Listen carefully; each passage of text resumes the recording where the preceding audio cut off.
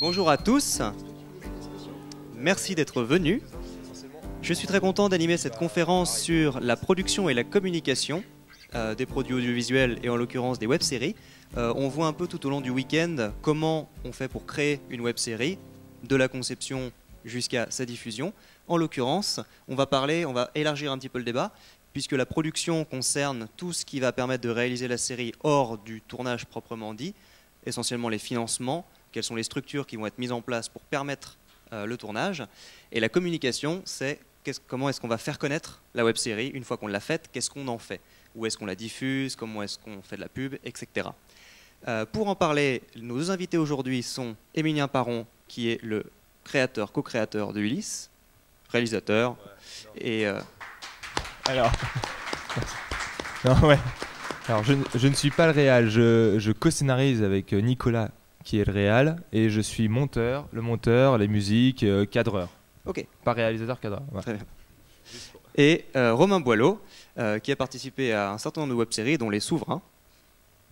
Et je reconnais des gens que j'ai jamais vus en vrai mais que je connais très bien sur internet. Michalag et tout, le vrac. Merci d'être venu.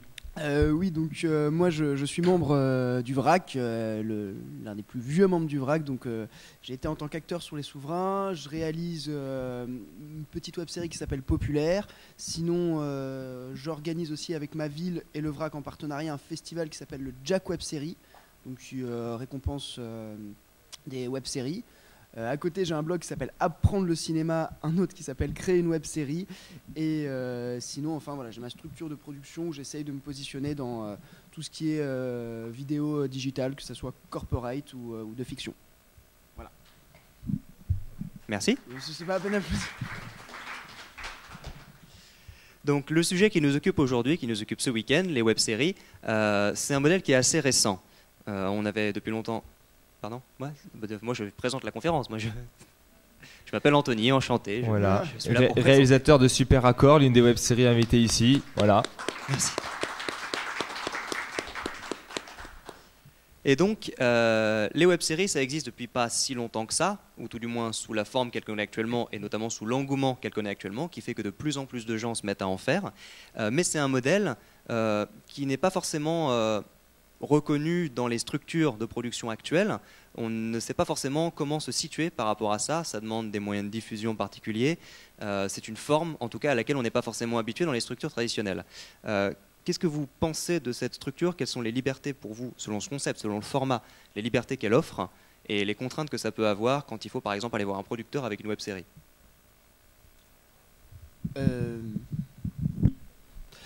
Alors, pour moi, la web-série, c'est en termes économiques, ça me fait un peu penser à l'économie du court-métrage. C'est-à-dire que 80% des productions sont autoproduites. Donc, généralement, on perd de l'argent dessus quand on les fait juste par plaisir ou alors dans l'espoir d'être produit ou alors voilà, pour des motivations diverses et variées. Et seulement 10% des productions sont produites. Quand je dis produite, c'est-à-dire qu'il y a une structure de production derrière qui a réussi à avoir des financements avec les différents guichets. Si vous voulez, on les verra tout à l'heure, quels sont les différents guichets. Il y en a peu, parce que voilà, c'est la question tout simplement, c'est du contenu gratuit, donc qui paye? Qui paye la publicité YouTube concrètement, ça rapporte pas assez pour produire une web-série parce que si tout le monde est payé, surtout si on respecte les conventions collectives et tout ça, c'est très très très compliqué, ça coûte très cher. Donc voilà, à l'heure actuelle, il y a ce qui fait un petit peu peur, je pense, à tous les producteurs pour se lancer à produire de la web-série, c'est que c'est très très compliqué de trouver des guichets qui acceptent de donner de l'argent. Mais il y en a de plus en plus. Ça va être de plus en plus lié à tout ce qui est transmédia et nouvelles écritures. Ouais, comme on a vu hier avec la conf, d'ailleurs, les transmédia et nouvelles écritures, France 4, voilà, la télé commence à essayer de s'emparer un peu du web. Mais alors, sur le format, c'est sûr que ce qui dérange souvent les producteurs, c'est en effet, c'est gratuit. Et sur YouTube, en moyenne, tu vas avoir 1 euro tous les 1000 vues. Donc même si tu as une web-série qui marche du tonnerre, même tu prends Le Visiteur du Futur, ils vont faire 300 000 vues. Ils vont peut-être aller, s'ils optimisent bien leur pub, etc., avoir 500 euros, mais 500 euros, ça paye rien, quoi. Et donc en fait, moins rentable que la pub télé. Et pourtant ils sont produits. Alors eux, je pense que le modèle économique d'une web série, tant que c'est gratuit, peut éventuellement se retrouver sur le fait que dans ce cas tu as un univers fort et tu as des gens comme Ankama, donc qui produisent Visiteurs du futur, qui vont se retrouver sur les DVD, les produits dérivés, les t-shirts, ils font des jeux de société et donc ils vont essayer d'exploiter à fond ça. Et encore des retours qu'on a eu, c'est un modèle très fragile. Mais aujourd'hui, c'est un peu tout ce qui est goodies, peut-être, qui permettrait d'essayer de financer. Et ensuite, ils les aident. Il y a quand même, en effet, France 4 qui ont un peu s'intérêt service public, donc au moins vraiment cette obligation d'avoir une rentabilité de fou. Ils sont contents quand les sextapes d'Alice fait 50 000 vues. Et bien évidemment, ça leur a rapporté 50 € en pub. Mais... Sextape. Ce qui est intéressant d'ailleurs, c'est que Textape. Pardon, Textape. c'était avec une de nos actrices. Excusez-moi. Et voilà. Ouais. Pour France 4, ce qui est intéressant, c'est que toutes leurs productions, à part Le Visiteur du futur, font des chiffres extrêmement bas. Donc oui, il y a les Textapes d'Alice qui fait un score pas trop mal, mais sinon toutes leurs web productions, ça dépasse parfois pas les 2000 vues. Et quand on dit un score super bien.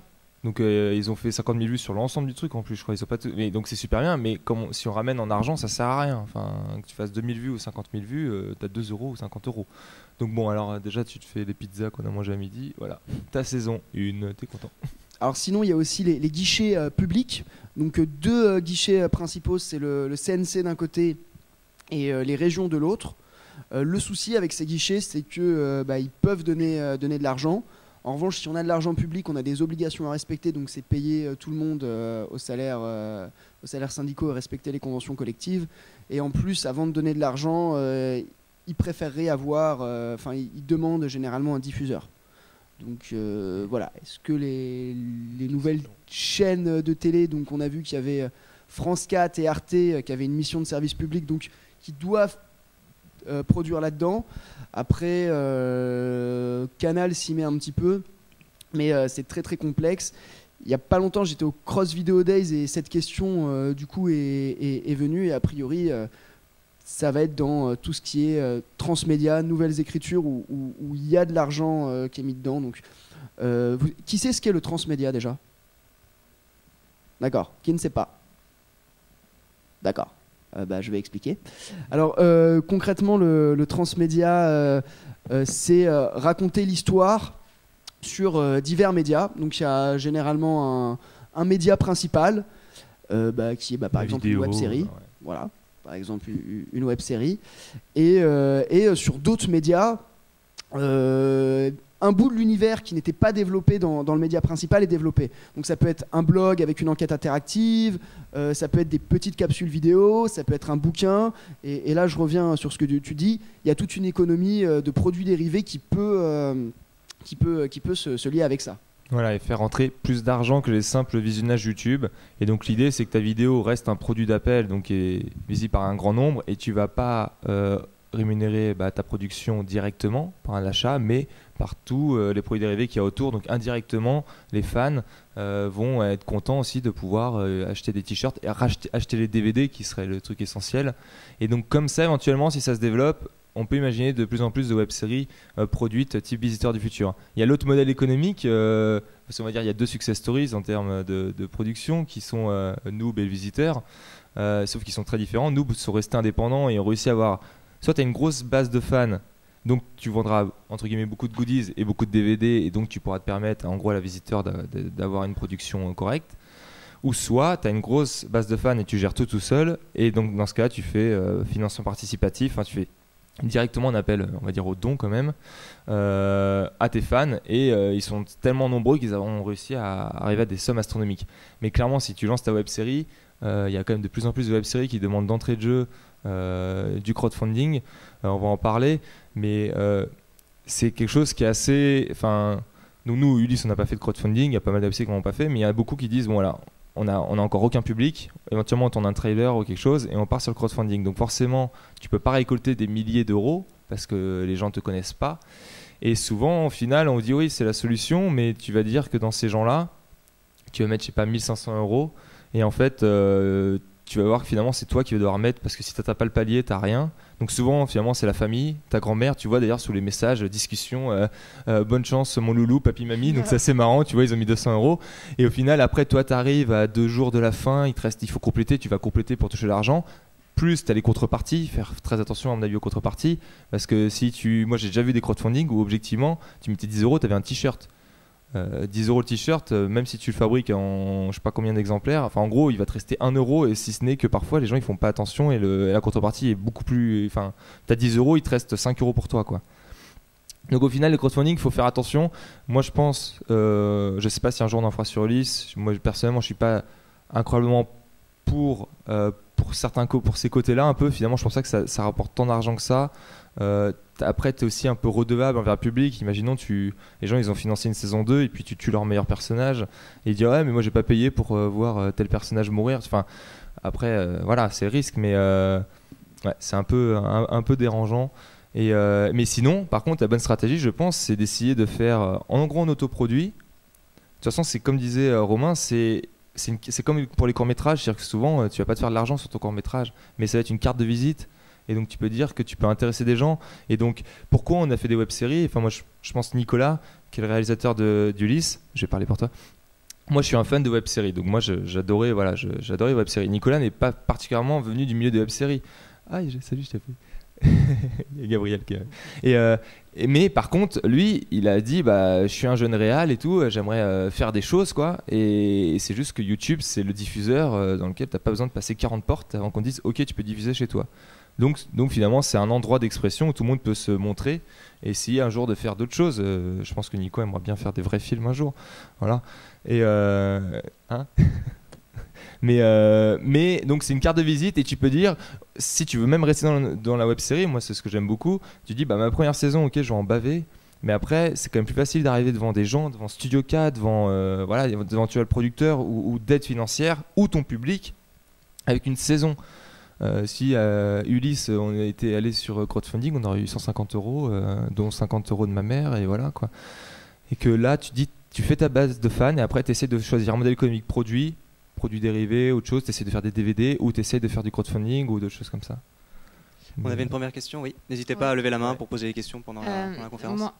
Par rapport déjà à ce que tu disais Romain pour les financements par la région, il y a effectivement des financements maintenant pour les web-séries et tout qui se développent, mais la plupart demandent aussi le soutien d'une boîte de prod qui est derrière pour le projet.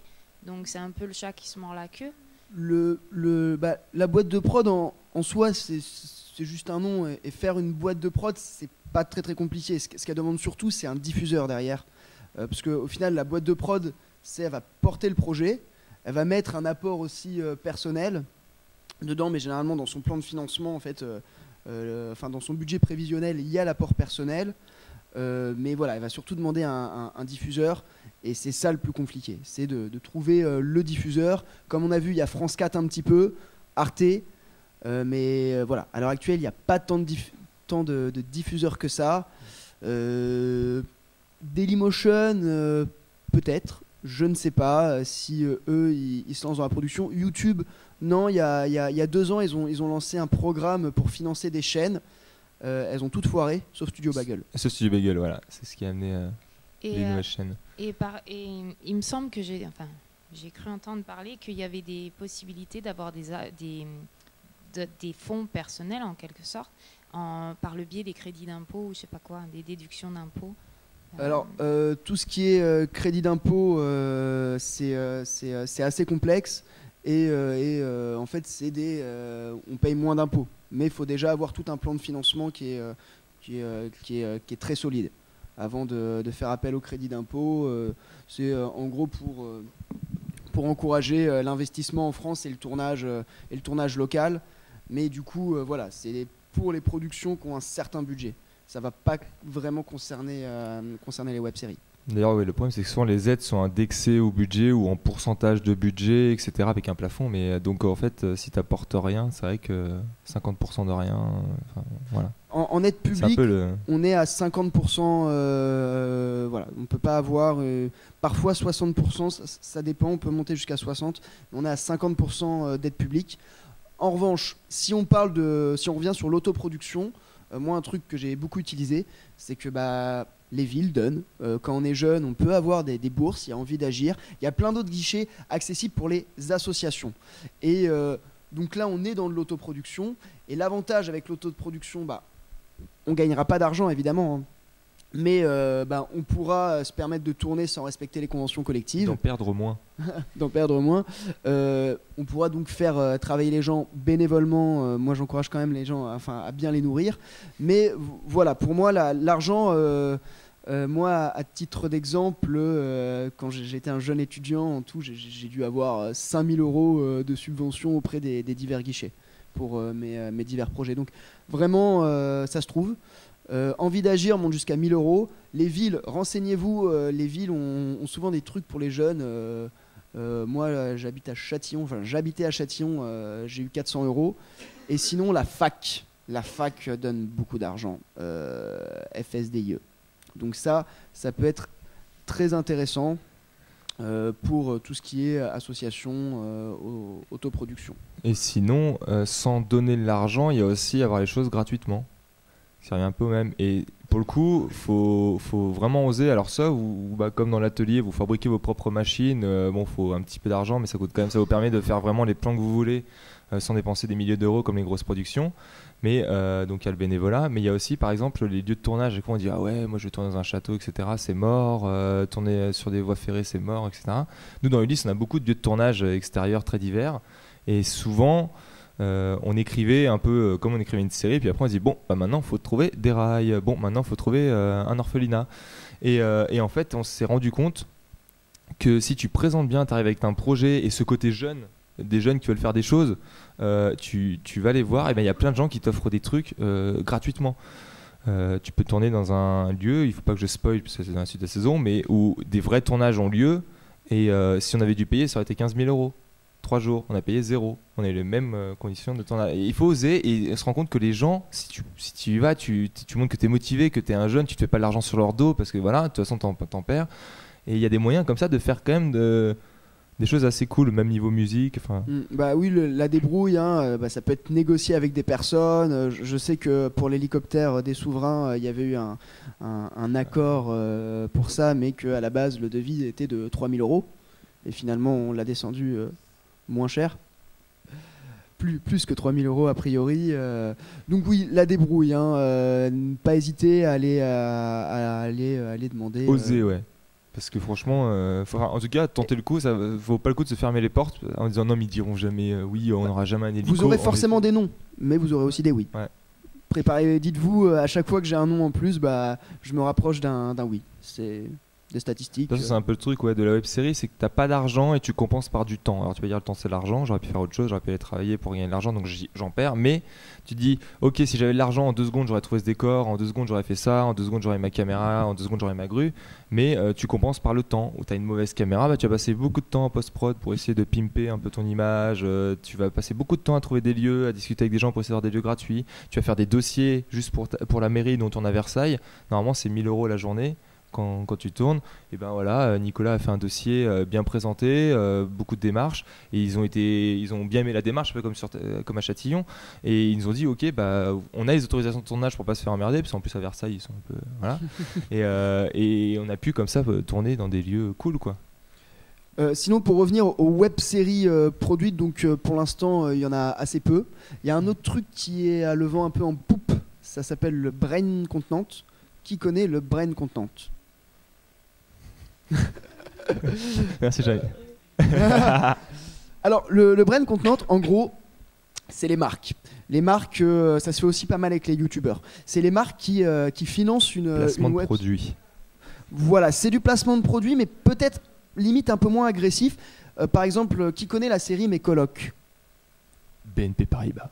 BNP Paribas, c'est ça, qui a produit ça. En gros, c'est une manière pour la marque de communiquer des valeurs, de se rapprocher. Et ça se fait de plus en plus. Même la Scientologie, même Nathalie Cusco-Mourissé a fait une web série pour se présenter à la mairie. D'ailleurs, pour la petite histoire, c'est marrant, mais elle n'avait pas déclaré les droits d'auteur. Donc elle s'est fait allumer. Et ça a eu un peu l'effet inverse. Mais bon. Donc voilà, c'est de plus en plus, les marques sont de plus en plus intéressées par ça, par le côté brain contenant. Mais le souci, c'est que ça pose des limites artistiques. La liberté, souvent c'est une commande d'ailleurs, on va dire. Souvent, on veut faire une web série. En plus, parfois c'est fait de façon plus ou moins subtile. Les colocs, c'était plutôt pas mal. Parce que tu avais un logo au début, etc. Mais bon, tu sentais pas trop le truc. Et je sais pas si vous vous souvenez, il y a une pub qui tournait sur Facebook. Je sais pas combien ils ont mis d'argent dans la promo, mais il y avait la CAF qui avait fait une web série. Mais atroce, c'était l'année dernière. Et donc c'était des jeunes colocs, pareil, donc qui avaient des blagues. Et puis au bout d'un moment, tout d'un coup, tu as une personne qui arrivait. Donc une des filles en soirée, tu vois. Logique, en soirée tu bois et tout, et puis à la fin il y a une fille qui se pose, tu fais mais tu sais qu'avec la CAF elle te débitait mais toutes les conditions générales mais pas du tout amené, tu vois. Après c'est le talent d'écriture, mais pour le coup là c'était vraiment pas subtil, et d'ailleurs elle s'est fait flinguer, elle a quand même fait des vues parce que moi j'avais toujours sur ma page Facebook, donc en pub. Mais vous voyez ce genre de série aussi, quand vous chargez une vidéo YouTube, souvent les pubs sont de plus en plus, parce que y a beaucoup d'argent qui est mis dessus sur comment réussir à faire voir aux consommateurs entre guillemets la pub jusqu'au bout. Donc de plus en plus de pubs sont amenées en fiction de manière un petit peu plus détournée. Après c'est surtout les grosses structures qui font du brain contenant, et les structures un peu plus moyennes qui ont peut-être moins d'argent mais qui peuvent peut-être être plus proches des valeurs de la web série. Pour l'instant ça s'intéresse pas trop à ça, mais dans quelques années les marques peuvent être vraiment, à mon avis, vues comme des apporteurs de capitaux potentiels pour de la web série. Une question. Si, vas-y. En plus, tu me donnes. Si. Pardon, j'ai fait crier. Le problème de la marque, c'est qu'elle va demander de la vue derrière aussi. S'il n'y a pas de vue, il n'y a pas de marque. Parce que la marque n'a aucun intérêt à financer un truc qui va être vu 1000 fois. T'auras qu'une saison. Oui, c'est ça. Et oui, voilà, c'est ça. Après, généralement, pour l'instant, les web-séries brain contenant, c'est la marque qui finance entièrement. Donc, c'est elle qui prend les risques, qui passe par une agence de com. Après, en apporteur de capitaux, oui, ça va demander la vue et ça sera un dossier à monter en disant, voilà, j'ai tel public qui regarde, qui est un public extrêmement qualifié sur ce que vous proposez. Voilà. Après, ça va plus être comme ça va être un jeu de négociation. Bon, après, de toute façon, là, on est un peu là, je pense, pour des gens qui veulent éventuellement se lancer dans des web-séries. Donc, de toute façon, si vous n'avez jamais rien fait avant, je pense pas trop que tu frappes à BNP Paribas et ok, je vais te faire une série pour toi. Et que même s'ils font un appel à projet, ils vont plus prendre des auteurs, enfin des gens qui ont un peu tourné, qui connaissent un peu les web-séries. Et donc là, il y a des boîtes qui font ça aussi très bien. Donc on va surtout se recentrer sur l'autoproduction. Et donc la stratégie, non, c'est ça que tu... oui, j'allais dire qu'apparemment rajouter un dernier truc sur les web-séries produites, parce que je m'intéresse beaucoup à ça. Pour moi, la clé, l'avenir, ça va être dans le star system, un peu comme c'est déjà le cas au cinéma, un peu moins dans les séries, quoique dans les séries américaines plus. Le star system, où c'est ceux qui ont le buzz sur Internet, donc ceux qui ont le buzz, c'est les youtubeurs. Donc de plus en plus, les web-séries qui vont être produites, ça va être dans le star system avec les youtubeurs qui deviennent acteurs. Je pense c'est dommage. Car ce ne sont pas des acteurs. Voilà, alors certains sont des acteurs, d'autres ont des velléités d'acteurs. Moi, en tout cas, je vais travailler sur un projet où je vais devoir passer par là. Pourquoi ? Pour se crédibiliser auprès des autres apporteurs de capitaux. En disant, c'est la guest. Voilà, j'ai tel machin. Tête d'affiche. Aussi, ce qu'il faut important, c'est même un pilote ou un trailer avant d'aller voir les apporteurs de capitaux. Un pilote ou un trailer, c'est très important. Et l'avantage du pilote et du trailer, c'est qu'une fois qu'il est diffusé, au moins quand on va voir une chaîne de télé ou les différents apporteurs de capitaux, on peut dire mon pilote a fait 100 000 vues, donc ça m'assure 100 000 vues et ça rassure les personnes qui financent. Oui, je pense que plus on a fait, c'est comme je disais tout à l'heure avec crowdfunding, si tu t'arrives, t'as rien, t'as juste ton scénario, tu fais le tour, ça parle moins que quelqu'un qui aura fait toute une saison et montrer qu'elle est suivie, donc ils disent ok, on prend pas trop de risques. Et le Visiteur Futur, c'est clairement ça. Les deux premières saisons du Visiteur du Futur étaient autoproduites. Et donc après Ankama a pris, ils ont pas dit ok, on va partir sur cette idée, et là ils ont dit il y a au moins 300 000 fans, je vais pouvoir vendre tant de DVD, etc. Je vais m'y retrouver, ok, je fais mon budget comme ça. Non, je pense vraiment que le produit dérivé, ça peut être intéressant. Noob Après leur crowdfunding, c'est ce qu'ils ont fait, PGM Stuff, c'est ça. Il y a un magasin en ligne, où ils vendent plein de produits dérivés, des livres aussi. C'est ce qu'ils ont fait et je pense que c'est pas inintéressant de plus en plus parce que qui regarde les web-séries, bon un peu tout le monde, mais une bonne partie de geeks, et les geeks sont très très consommateurs. Ouais. Ça, c'est qu'on est un public peu nombreux, mais on est les meilleurs. Donc, et je préfère. Non, mais. Je rigole, mais je prends souvent cet exemple-là. Mais tu dis HeroCorp, tu dis ok, HeroCorp, ils font que dalle de vues à la télé, ils font pas mal en replay. Mais je suis persuadé, je sais même pas, mais je suis persuadé qu'ils vendent beaucoup plus de DVD que Joséphine Ange Gardien, qui est vu 7 millions de fois. Parce que au moins, les fans d'HeroCorp sont peu nombreux, mais par contre, c'est des fans geeks comme vous, moi, où on est vraiment à fond dans un truc et on va acheter le DVD. Et donc finalement, c'est pour ça que dans cet univers geek, je pense que les produits dérivés marchent bien. Tu fais des produits dérivés, Joséphine Ange Gardien, je sais pas si ta mère elle va tout de suite acheter. Enfin voilà, pour le coup, eux ils ont besoin des vues, de la pub sur le moment, alors que les financements indirects, je pense, peuvent marcher pas mal pour les web-séries. Sachant que donc le Visiteur du Futur. Je me permets juste, il y a une question. Ah pardon. Désolé. Vas-y. Bonjour. Après, pour rebondir juste très vite fait sur le financement et notamment les prods, donc je réalise une web-série personnellement. Ce qui va être important. Comment elle s'appelle? Elle s'appelle Vile, VYL. Voilà, il y a des petites cartes là. C'est pas grave, c'est pas la question. La question, c'est, si vous voulez que je me laisse, ça peut me permettre. La question, c'est comment ça va aussi influencer sur votre contenu artistique, le contenu artistique que vous allez produire. C'est, pour vous donner un exemple, j'ai regardé il y a 2 jours un pilote de web-série qui a été entièrement pensé pour être présenté à une chaîne, type France 4, M6, peu importe. Le produit a été totalement pensé, ça se sentait dans l'humour, l'écriture, pour pas trop... Il y a des chats, il y a tout ce qu'il faut. C'est très lourd en termes d'humour, voilà. Mais c'était quoi la web-série du coup? Je peux le dire? Bah ouais. J'ai des amis qui travaillent dedans, puis c'est horrible, mais tant pis je le dis, ça s'appelait Les Encanailleurs. C'est un pilote qui a été présenté, ça a été extrêmement pensé pour la télévision, ça se sent. Et ça permet de rebondir sur le fait que votre contenu, vous devez aussi réfléchir, si vous voulez aller vers une production, si vous voulez tenter un jour de présenter ça à une télévision ou à une chaîne, pourquoi pas. Mais vous devez aussi réfléchir si votre contenu artistique, si vos limites vont rentrer dans la chaîne, dans les demandes de la chaîne. Nous, par exemple, on sait qu'on ne sera jamais diffusé sur une télévision. On a montré tout ce qui était possible, tout ce qui était fumé, etc. Rien que le fait de montrer un nombre incalculable de clopes, on sait qu'on est mort sur la télévision. Et on s'en fout parce que de toute façon, on fait 100 et c'est pas grave. Et après, ça vous garantit pas non plus une diffusion de télé, un nombre incalculable de vues sur YouTube.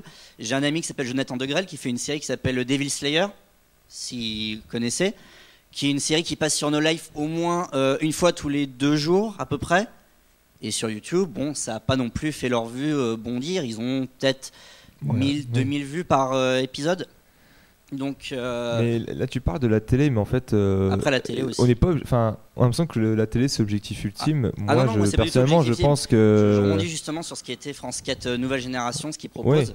C'est très intéressant, mais il faut aussi voir quand vous créez votre contenu si vous avez envie. Moi j'ai jamais envie, jamais j'irai à la télévision, jamais de ma vie. Faut jamais dire jamais. Jamais. Mais si vous, dans votre cas, si vous voulez aller sur la télévision, vous devez réfléchir si votre contenu rentrera dans ces normes. Et si ça rentre pas dans ces normes, tant pis, vous les envoyez foutre et vous faites votre contenu, vous vous donnez pas de limite. Parce que ce qui va être important, c'est la limite de la télévision et la limite avec votre public. La limite morale de la télévision, ça va être par exemple, est-ce que la télévision va me laisser montrer ci? Est-ce qu'une chaîne va me laisser montrer ça? Est-ce que même un partenaire? On parlait des partenaires type, tu parlais du brain content. Le brain content, imaginons, c'est un des risques par exemple qui pourrait être avec le brain content, je sais pas si tu es d'accord. Imaginons un jour, tu montres quelque chose dans ta série qui n'est pas en accord avec le produit, il pourrait y avoir des problèmes, la marque pourrait demander d'être retirée, etc. Ouais. Donc, oui, mais même sans le brain content, si tu as un producteur, la télé, ils vont dire non, on est Canal+, on veut pas ça, etc. Je pense que le web, alors, faut aussi, là on est en train de dire, tu as pris l'exemple où tu dis, ils ont formaté, enfin c'est des gens qui veulent finalement proposer un pilote à une télé, quoi. Et je pense que la web série, s'il faut pas partir là-dessus, parce que vous allez forcément être déçus, vous allez passer, je vois Jérémy que je suis depuis longtemps par le web, mais les souverains, etc. Ils ont fait plein d'épisodes et je pense pas que et Nico, tout ça, et on se tue à la tâche. Et même si tu arrives à perdre pas trop d'argent, tu ne gagneras jamais. Donc faut le faire parce que tu as envie de raconter une histoire Avant tout, faut pas tout de suite penser. Après, c'est juste que tu dis, je veux vendre ma série, mais pas vendre en termes forcément financiers, vendre en termes de au moins je raconte une histoire, je veux que le maximum de gens la suivent. Je suis d'accord avec toi. Mais sinon, tu vas être déçu. Il faut absolument être à fond. Faut pas dire mon objectif c'est dans un an je fais la télé, dans 2 ans je fais ça, etc. Faut un minimum que tu aies une envie personnelle très forte parce que sinon ça va te tuer. Nous on est exténués. En plus on fait des événements comme ça maintenant. Enfin, faut qu'on arrête. Mais si vraiment t'as pas la foi dans ton truc déjà. T'es méchant. Non. Mais je veux dire, faut vraiment pas commencer sa série en disant je veux faire un truc qui marche et être célèbre. Voilà, faut dire. En plus, la première web série, tu vas peut-être te planter, tu vas progresser et faut pas hésiter. Enfin, c'est plutôt dire je vais faire mon truc avec mes moyens, je fais le meilleur truc possible. En tout cas, être exigeant, c'est parce que c'est gratuit, bénévole, faut faire de la merde. Et après, dire maintenant, j'ai quand même raconté une histoire, que ce soit pour mes techniciens, pour moi, etc. Comment je peux essayer de la rendre plus visible? Parce que c'est ça, tu fais quand même quelque chose pour que ce soit visible, plus que la télé qui va payer ou des choses comme ça. Voilà, après, c'était vraiment un exemple. Moi j'ai toujours pensé mon produit. L'avantage avec les web-séries, c'est que moi, je pense. Liberté. J'ai la liberté, au moins, quand je crée quelque chose, de pas penser à une limite et que la limite, c'est où est-ce que je peux aller dans ce que je veux raconter. Et comment je vais le raconter. Et l'important, c'est que votre frontière, grâce aux web-séries, grâce à Internet, c'est que la frontière morale, vous n'allez pas être forcément bloqué tout de suite comme des gens qui présentent à une chaîne de télé. Vous n'allez pas être bloqué par une chaîne de télé dans votre frontière morale. Genre, est-ce que je peux montrer ça? Mais quand vous créez une web-série, c'est la frontière morale directement avec le spectateur. C'est est-ce que j'ai le droit de lui montrer ça? Est-ce que je peux lui raconter ça? Est-ce que ça ne va pas le choquer si je lui raconte ça? Et c'est ça la liberté, c'est ça que proposent les web-séries, c'est ça qui est beau. Merci. Amen. Lucie, tu avais une question, je crois.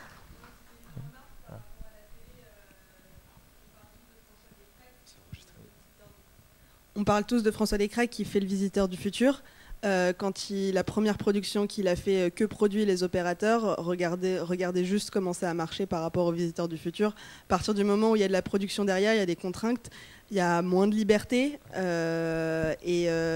il faut aussi y penser avant d'aller chercher. C'est qu'est-ce que tu veux faire? Tu veux faire un truc entre potes pour t'amuser, pour progresser, pour apprendre tous ensemble, ou est-ce que tu veux faire un truc pour passer à la télé? C'est ça. Après, tu vends ton âme au diable, quoi. Tu veux dire, ok, je prends tout ce que tu veux du moment que je passe à la télé, mais t'as un produit qui est pourri, qui te ressemble pas, ou tu dis non, moi au moins je préfère ne pas gagner un petit peu d'argent, mais faire un truc dont je suis fier. Qui va peut-être grossir de lui-même. Ce François Descraques, il a été produit après coup, mais t'aurais mis les 3 premiers épisodes du Visiteur à la télé, aucune chaîne n'aurait signé ni même regardé. C'est quoi cette qualité? Achète-toi une caméra et reviens. Et en plus de la SF à la télé.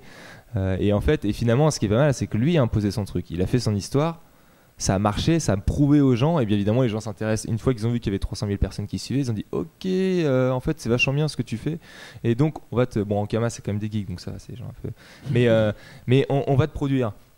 Et finalement c'est lui qui a imposé. En plus l'avantage d'avoir été produit après 2 saisons, mais que ce soit même après 1 saison ou 3 saisons, c'est que vu que tu as posé ton histoire, ils peuvent plus maintenant te dire ah ouais alors par contre le visiteur faudrait lui enlever les cicatrices parce que le sang tout ça. T'as imposé ils peuvent plus changer, alors que si t'arrives avec une bible, donc une bible c'est là où t'as ta série un peu sur papier décrite, t'as éventuellement un pilote écrit, t'as tes intentions, et ben tu vas arriver devant une chaîne et ils vont te dire ok alors par contre tu vas me supprimer ça, etc. Et c'est pour ça qu'on finit avec Joséphine Ange Gardien. Voilà. Donc voilà, globalement on est tous d'accord pour dire que la motivation principale d'une web série ça doit être de raconter une histoire, et on doit pas faire ça pour être connu. Une histoire peut être racontée, déjà s'il y a 1000 personnes qui suivent votre web série, c'est plutôt chouette, parce que les personnes qui suivent généralement sont, je vais pas dire des fans, mais en tout cas des personnes avec qui on peut communiquer et avoir un réel rapport. C'est ça, la qualité la qualité plutôt que la quantité. Nous, c'est quasiment les premiers événements publics qu'on fait sur Ulysse. On a fait la Japan la semaine dernière, mais voilà, on sort un peu de notre bulle, on est en train de tourner et on rencontre des gens. Quand tu rencontres des gens, tu dis les mecs ils ont adoré ce que tu as fait, ils sont restés, tu dis même voir un épisode, le gars il est resté 20 minutes à regarder un truc que j'ai fait, ils te font des dessins de ouf là, et voilà, et finalement c'est le côté cool des web-séries aussi, c'est que ça reste vachement accessible, tu échanges vachement avec les gens, et moi je préfère toucher une personne qui me fait un dessin comme ça que 1000 ménagères qui regardent d'un coin de l'œil. Je vais me faire j'adore Joséphine Ange Gardien en plus. J'ai arrêté Joséphine Ange Gardien. Plus belle la vie, on passe. Non, mais plus belle la vie encore. Il y a presque quelque chose. Davy Moyen aime bien Plus belle la vie. Donc Mais du coup, est-ce que c'est pas un petit peu dommage? Parce que ce qui semble ressortir, c'est que pour être peinard, en gros, on fait une autoproduction. C'est-à-dire qu'on fait sa web-série entre nous, sans chercher forcément de producteurs ou de moyens de diffusion à l'avance, parce qu'on sait que ça va nous mettre des bâtons dans les roues. Mais comme c'est tout de même un média qui se démocratise de plus en plus de gens veulent faire ça parce qu'ils voient que ça fonctionne, que certaines personnes ont la chance d'arriver à se faire beaucoup connaître, avoir beaucoup de succès pour faire ce qu'ils veulent. Est-ce que du coup, ça ne devient pas difficile quelque part? Parce que si tout le monde le fait, du coup, on se perd dans la masse, d'une part, et d'autre part, on se retrouve à consacrer énormément de temps, comme tu le disais, énormément de moyens à faire quelque chose. Et du coup, derrière, par rapport à tous les gens qui sont venus sur le plateau, qu'on ne peut pas payer, comment... Alors, moi en tout cas, pour les web-séries, ça marche pas tant que ça. Hein. Comme je dis, une web-série qui fait 1000 vues par épisode, c'est une web-série qui a un score honorable. À part Noob, Le Visiteur du Futur et la Flanders Company, et les web-séries, et Nerds et les web-séries de Brain Contenant où il y a eu 20 000 € sur la com et que la plupart c'est des vues achetées par des Chinois, par des Chinois ou parce que ça a été bien positionné dans Google, sur Facebook et tout ça. Une web-série ça bosse pas beaucoup, hein, vraiment.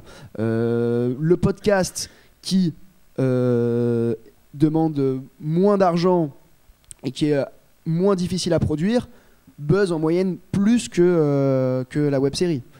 Donc on dit Le Visiteur ça marche, mais 300 000 vues. Cyprien il fait 5 millions, il a une caméra, il est dans son salon, ça lui prend. Ok, il y a l'écriture, mais bon, François Descraques, il y a l'écriture. Comment tu peux rivaliser en termes économiques, même si tu arrivais à faire des super pubs, entre un gars qui fait 5 millions toutes les 3 minutes de vidéo, et Le Visiteur Futur, tu as des décors, tu as 40 technicos, et ils font 300 000 vues. C'est énorme en termes de vues, en termes financiers, ça sert à rien. Donc il faut absolument trouver d'autres façons de financer et le transmédia, etc., tout ce que tu disais, parce qu'on ne peut pas s'attaquer sur les vues, parce que c'est quand même beaucoup plus compliqué de produire un épisode de 13 minutes du Visiteur que 3 minutes de Cyprien. Et pourtant, c'est Cyprien qui marche mieux. Donc si tu veux faire, c'est sûr que si tu veux faire que des vues, tu fais un podcast. Mais bon, après, est-ce que c'est ça que tu veux faire? C'est pour ça qu'on revient sur le truc, c'est si tu veux vraiment être célèbre ou je sais pas quoi, tu fais pas forcément une web-série, parce que c'est pas le moyen le plus facile d'y arriver. Le mieux, c'est que tu essayes de dresser ton chat et qu'il essaye d'aller aux toilettes tout seul et qu'il jongle en même temps, et là tu seras très célèbre. Ensuite tu fais une web série sur ton chat en transmédia. Mais oui, une web série vraiment produite, tout ça, si vous réalisez votre première web série, vous allez perdre tout votre temps à essayer de la produire de manière classique. Parce que pareil, les chaînes de télé, elles traînent avec des producteurs qui ont déjà un certain bagou, une certaine expérience, des connaissances et des compétences. Donc non, vraiment, la web série, surtout si c'est votre première, il faut l'autoproduire. Allez, le crowdfunding, moi, mon avis là-dessus, c'est apporte déjà de la valeur à ton public avant de lui en demander. Ouais. Ce qu'on dit, fait déjà à la fois pour lui et pour toi, que tu aies une bonne base. Si tu n'as personne qui te connaît au départ, tu n'auras rien en argent, donc ça sert à rien de le faire. Ensuite, les assos, moi, comme je vous ai dit, si vous avez monté une asso, il y a de la subvention petite à avoir. Moi, j'ai eu 5 000 €. La négociation, enfin, on peut faire une web série autoproduite et avoir un petit budget. 1000, 2000, 3000 € pour une saison, c'est pas si compliqué que ça à trouver dans les différents guichets. Et juste pour rebondir sur ce qu'a dit Anthony, tu dis tu amènes des gens, etc. Comment nous sur Ulysse, par exemple, c'est des jeunes comédiens, des potes, mais voilà, jeunes comédiens, tu as des technicos, etc.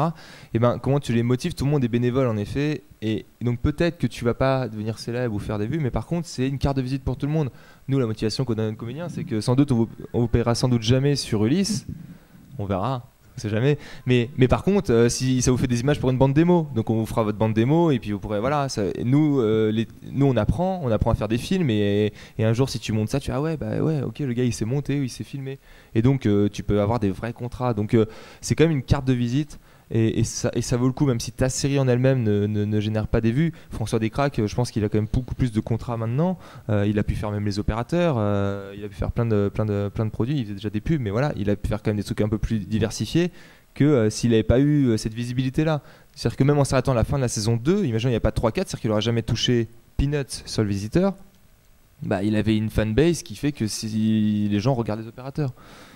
Donc, et même sans les cartes de visite, il y a aussi, c'est agréable, le kiff de participer à une histoire. De raconter ton histoire. Moi, si je suis comédien dans les web-séries, c'est aussi pour avoir des rôles super stylés, genre un extraterrestre qui sauve le monde. C'est super. Manette. Donc voilà, il y a plein de personnes qui voudront participer à une histoire, que ce soit comédien ou technicien. Technicien, c'est peut-être un poil plus dur à trouver, mais pas tant que ça. Donc oui, le kiff de faire moi je suis gros fan de séries et je dis là c'est le moment où tu peux enfin toi passer le côté et dire tiens, je vais jouer avec eux, je vais leur mettre un cliffhanger de chien, je vais faire ça, et tu dis qu'est-ce que j'aimerais moins voir dans une série, là tu peux le faire quoi. Grâce à internet, parce que t'as pas besoin tu peux le partager facilement grâce à YouTube, c'est gratuit de le mettre en ligne, et voilà quoi, même si ça fait pas forcément des masses de vues. Après, c'est sûr que si tu as des vues, c'est quand même plus facile de continuer et de te dire que ça vaut le coup. Quand tu rencontres les gens, ils disent j'aime ce que tu as fait, ça te redonne un coup de boost, alors que tu étais au fond du trou en train de dire je vais mourir, faut peut-être que maintenant je continue. C'est pour ça que je pense que, notamment si c'est votre première web série, tentez pas un truc. Déjà, si vous voulez faire une web série, c'est quand même lourd. Là, on va pas parler de production, mais plus de direction de production. Donc, c'est quand même lourd à produire, à organiser. Moi, j'encourage les personnes qui se lancent dans la web série à déjà avoir fait quelques expériences dans le court-métrage, déjà faire quelques petites réals comme ça, de s'être raté, casser la gueule sur des trucs peut-être un peu moins lourds et un peu moins chers en termes de temps et d'argent, et pas forcément commencer un truc trop compliqué. C'est pour ça qu'il y a beaucoup de web-séries qui s'arrêtent, parce que parfois on se lance dans un truc super compliqué alors qu'on n'a pas les moyens techniques et les connaissances pour se lancer directement là-dedans. Donc, moi, j'encourage vraiment aux personnes qui commencent une web-série à... si vous n'avez jamais rien fait avant, faites d'abord un petit court-métrage, faites des film petits Lego. trucs. Moi, j'ai commencé comme ça. Un film Lego, pourquoi pas. Mais voilà, vous lancez pas directement, parce qu'en termes de direction de production, c'est quand même, tu l'as dit, c'est éprouvant de produire, de diriger une production de web-série. Si je peux ajouter un conseil à ce que tu dis, avant de commencer à créer son propre projet, ce qui est très important, c'est de bosser sur les projets d'autres personnes. Ça permet je suis tout à fait d'accord. Voilà, ça permet de découvrir un peu des équipes, les différentes façons de travailler de tout le monde, de se nourrir un peu de tout ça, et pourquoi pas de récupérer des techniciens. Mais c'est très intéressant de découvrir les projets d'autres personnes avant de se lancer soi-même. Et tu te fais ton réseau. Voilà. Réseautage, networking. Ah oui, c'est pareil, on dit c'est sacrifice, etc. En 2010. Voilà, sacrifice, etc. Parce que pour le coup, les gens viennent bénévolement, comme tu as dit. Donc pour le coup, il faut réussir à créer une équipe. Tu pourras pas les dire ouais, tu fais ça. Enfin, il y a beaucoup de diplomatie parce que les mecs viennent gratuitement. Donc c'est pas comme si tu es payé. Tu dis bon, toi tu te tais, tu fais ça, etc. Et donc il faut aussi que ça s'entende bien parce que c'est fatigant, c'est éprouvant. Et là, il y a un peu une part de magie. Soit tu as de la chance et ça se passe très bien, soit au casting tu bois un coup. Je sais que les castings d'Ulysse c'était plus des castings d'affinité que de vrais. C'était pas vraiment des castings, c'était plus un feeling entre les gens que autre chose. Même pour les comédiens, il s'avère qu'ils jouent bien parce que. Mais... D'ailleurs, pour le casting, le jeu pour moi clairement doit pas être le seul élément de prise en compte. Regardez aussi le caractère, parce qu'un comédien chiant horrible, ça peut vous plomber une web-série. Et qui se barre. Voilà, ça peut, mais vous plomber une web-série, donc faites bien attention à ça. C'est tellement fragile une web-série parce que tout le monde est bénévole. Donc tu dis, mon acteur principal se barre, tout s'écroule. J'ai même un de mes technicos qui se barre, mais voilà, tout le monde n'est pas interchangeable, quoi. Et donc c'est vraiment avant tout une histoire de potes. Souvent, t'as pas besoin forcément d'être incroyablement pote au début. Ça fait une famille, quoi. Nous, Ulysse, c'est un peu ça. Il y avait quelques copains, mais on a ramené des gens de l'extérieur qui sont très bien intégrés. Mais c'est vraiment, il faut que tu arrives à créer une famille. Donc c'est pour ça qu'il ne faut pas se lancer dans un truc de fou. Il ne faut pas hésiter à faire même un petit cours, un truc avec ces gens-là, ou un teaser ou un truc avant. Comme ça, tu vois les trucs directement. Ça passera pas. Tu peux encore corriger les tirs. Parce que quand tu as fait 3 épisodes, tu as tourné 3 épisodes et en fait, tu te rends compte que le gars, il ne voudra pas continuer. Enfin voilà, c'est mieux vaut essayer de se faire un peu un crew, quoi. Le vrac, ils ont un peu un crew, mais même ton crew à toi, de juste ta web série, tu peux. Il faut essayer de voir quand même, parce que c'est vraiment une aventure humaine. On le dit, voilà. C'est vrai, c'est beau. Il y a des belles valeurs dans la web série. Belles valeurs. Est-ce qu'à ce stade, il y a des questions? Ok. On va pas tarder à passer à la partie. Une question. Attends, parle au micro, parce qu'en fait, c'est enregistré, donc si on veut avoir un jour. On a pas mal parlé de production, mais la communication. Ah bah c'est la deuxième partie, je crois. C'est la partie 2. On a 2 heures de conférence, on a. Tu veux être animateur, vas-y. Très bien. Mais donc peut-être juste pour conclure, volontairement je me fais peut-être un peu l'avocat du diable, je noircis peut-être un petit peu le tableau. Du coup, est-ce que ce qu'il en sortirait, ce serait que les web-séries restent quelque chose de quand même relativement marginal en termes de production officielle, parce que au niveau du fonctionnement, ça reste une production audiovisuelle, on a des comédiens, on a des techniciens, des gens qui travaillent, des gens qui investissent du temps, il y a du matériel à acheter, des lieux de tournage, etc. Et donc, est-ce que ce côté gratuit des web-séries, au niveau de la diffusion en tout cas, est-ce que du coup, on est un petit peu, entre guillemets, condamné à rester dans quelque chose qu'on fait par passion, qu'on fait bénévolement, et où tout le monde s'investit, on est heureux, mais du coup, ça ne peut pas forcément aller plus loin, et on a peut-être beaucoup de web-séries qui vont s'arrêter, beaucoup de web-séries qui ne vont pas forcément arriver à toucher un public suffisamment large, faute de suffisamment d'argent. Ouais, moi je suis d'accord avec ça, mais après, pour recolorer un peu ton tableau, c'est que tu peux dire, ok, c'est comme il y a plein de gens, tu vois, tu peux dire, bah moi j'ai un comédien, il gagne sa vie, il fait des films, il fait des pubs. Mais il fait des pubs. Bah les pubs, voilà, c'est pour gagner sa vie. D'ailleurs, nous on a des comédiens chez Ulysse, ils font des pubs et ils gagnent de la vie. Ils gagnent leur vie. Par contre, quand ils viennent jouer dans Ulysse, ils jouent un personnage qu'ils aiment bien et ils kiffent. C'est comme parfois des chanteurs vont dire, ouais, moi je vais me faire un petit concert gratos, ça me plaît plaisir, et puis j'ai le concert officiel. Donc tu peux te dire. Grâce aux web-séries, tu te fais une carte de visite pour venir là-dessus, etc. Tu peux avoir d'autres produits sur lesquels tu vas gagner ta vie, ou tu as un métier à côté, mais c'est quand même un jeu. En effet, il faut être passionné. Faut pas s'attendre à dire, faut pas rêver de dire, bon, maintenant, moi, je vais vivre que de web-séries. Enfin, je vais gagner ma vie avec le web-série. Tu dis, je vais plutôt gagner ma vie avec l'audiovisuel éventuellement, et j'ai une web-série un peu qui me tient à cœur, où j'ai fait gratos, où je prends beaucoup de sacrifices, mais grâce à cette web-série, j'ai tourné une pub pour Rangina, j'en sais rien. Mais voilà, à mon avis, c'est le court-métrage, ça existe depuis des années, et bah, c'est toujours comme ça. Il y a 10% des courts-métrages qui sont produits, 90% autoproduits, et je pense que la web-série, ça va être ça. Ça va rester des passionnés qui font une histoire pour le présenter à un public sur Internet parce qu'ils sont libres, et bah, il y en aura quelques-uns qui arriveront à terme d'expérience, ou alors parce qu'il y a d'autres apporteurs de capitaux, mais ça restera une minorité pour moi. Ouais, tu as quelques success stories comme Le Visiteur, où à la fois il fait quelque chose qu'il aime, et il s'avère qu'il y a des milliers de gens aiment aussi, et donc que ça devient économiquement viable aussi. Et là, tant mieux, tu peux vivre de ta passion. Et bon, bah, c'est comme les chanteurs, les comédiens, il y en a des millions, et il y en a peu qui vivent de leur passion. Voilà.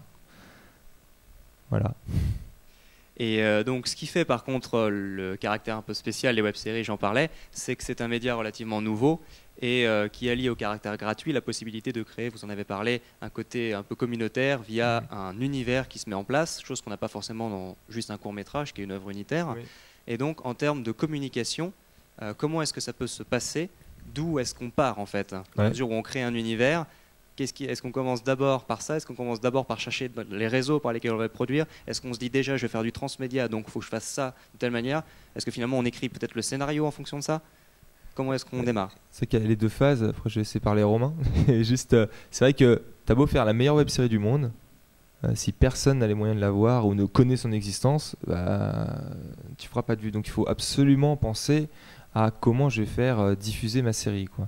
Et je pense que ça va être le thème maintenant. Déjà, il y a le choix cornélien de Dailymotion ou YouTube. Ou Vimeo pour les artistes. Ou Vimeo, mais Vimeo, clairement, je vous le déconseille parce que. Donc on est parti sur Dailymotion et YouTube, c'est très bien, c'est très intéressant pour les gens. Petit historique ou il te fait petit historique sur Dailymotion? Ouais. Ouais, je te le fais si tu veux. Bah, vas-y parce que. Vous allez voir que beaucoup de séries étaient sur Dailymotion. Je crois un truc comme Les Souverains aussi. Dailymotion a essayé à un moment de se positionner sur la web série française. Dailymotion a géré au départ. Le Visiteur du Futur, c'est grâce à Dailymotion. C'est qu'en fait, ils avaient fait 3 épisodes. Bon, François connaissait quelqu'un, c'est Dailymotion, qui a trouvé que c'était cool et il l'a mis en une. Donc il est passé de 350 vues à 100 000. Et est-ce qu'à l'époque du Visiteur du Futur, Google avait déjà racheté YouTube ou pas encore? Ah non. Parce que non, ça c'est de YouTube 2005 YouTube, donc qui est beaucoup plus fort que Dailymotion maintenant. C'est du trafic. Alors je ne saurais pas combien de fois, mais on me dirait 100 fois plus. En France, ça m'étonnerait pas. Mais voilà, et c'est ça le truc, c'est qu'au départ Dailymotion c'était le Nirvana pour nous, web-série française, parce qu'ils supportaient énormément la production française. Et ils avaient beaucoup plus de vues. Et ils marchaient bien. Il y a une époque Dailymotion c'était in. Maintenant, c'est quand la dernière fois que vous étiez sur Dailymotion? Voilà, vous vous souvenez même pas. Voilà. C'est ça, c'est MySpace, tu vois. Sauf ceux qui regardent l'e-sport parce qu'ils ont racheté tout l'e-sport. Et c'est ça le problème. L'avantage de Dailymotion, c'est qu'ils gardent ce côté. T'as plus de chances sur Dailymotion d'être mis en avant. Donc en page. Qu'est-ce qu'il y a? Ouais. Okay. T'as plus de chances parce que c'est moins mastodonte. Voilà, même s'ils le font moins qu'avant, d'être mis en avant, donc potentiellement d'être mis en page d'accueil. Donc waouh! Sauf que vu qu'il n'y a personne en page d'accueil, ça casse l'effet. Oui, ouais, mais ils ont perdu des vues parce que leur player est dégueulasse, leur truc est dégueulasse par rapport à YouTube. Je propose qu'on se fasse un petit tableau plus et moins YouTube Dailymotion. Voilà. Un tableau. Voilà. Donc plus français, ils supportent, ils nous aiment, t'as des chances d'être en une. Ils ont aussi leur studio. Oui, tu peux tourner. Alors je ne connais pas trop les termes, les accords avec ça, mais si tu arrives à bien te positionner avec eux, je pense qu'ils sont plus accessibles que YouTube. Voilà, c'est ça. Voilà, tu peux emprunter leur studio, c'est quand même un petit avantage parce qu'ils ont du bon matos. Ouais. En fait, t'as le côté dimension humaine. Potentiellement, les gens sont plus accessibles, ils pourront plus t'aider, mais en contrepartie, il y a peu de gens dessus. Et après, t'as YouTube où il y a tout le monde, donc tu dis cool. Par contre, tu seras jamais mis en page d'accueil, quoi. Enfin, tu seras noyé dans le flow, mais par contre, il y a tellement de gens qui circulent que par les recommandations de vidéos, tu vas regarder un épisode des Visiteurs et puis tu vas tomber sur Ulysse avec un peu de chance. À force, si c'est bien fait, si l'algorithme est bien fait, ça serait bien. J'ai pas essayé. Surtout qu'il y a des techniques de référencement sur YouTube pour optimiser ça. Mais voilà, moi à l'heure actuelle, pour ma série populaire, j'ai choisi YouTube. Vous aussi. Ouais, Ulysse, on était. Alors Ulysse, parce qu'on était des artistes au début. On a mis sur Vimeo. On a mis sur Vimeo tout premier teaser. Pourquoi? Parce que en plus Vimeo, qui était à l'époque quand même un super lecteur, tu pouvais remettre une vidéo en ligne. Ce qui est cool, c'est qu'aujourd'hui tu cheats, j'ai oublié quelqu'un en générique. Bah non, t'es couillé, t'as déjà tes vues, tu vas pas tout supprimer. Ah oui. On peut pas réactualiser une vidéo. Nous, pareil, le son, on a bien voulu faire des remasterisations, on aurait bien voulu re-uploader rien que le son et tu peux pas. Sur YouTube, ni sur Dailymotion je crois, mais sur Dailymotion on peut. Ah ouais, voilà. Bon voilà, YouTube. Par contre YouTube quand même maintenant un lecteur qui claque. Enfin objectivement il tourne très bien. Dailymotion maintenant il marche moins. Ils ont arrêté les progrès quoi. A de plus en plus, innove tout le temps avec la capacité de les petits carrés à la fin pour emmener sur notre vidéo. Enfin il y a de plus en plus d'innovation. Moi je serais curieux de savoir Cluster, ça sera diffusé sur YouTube, Dailymotion sur les deux. Autant faire les deux. Alors, voilà. C'est une stratégie, tiens, les deux. Faire les deux. On a posé la question. Ouais, mais parce que t'étais sur Dailymotion historiquement et après t'as mis sur YouTube. Là, ça sera en même temps. Ouais.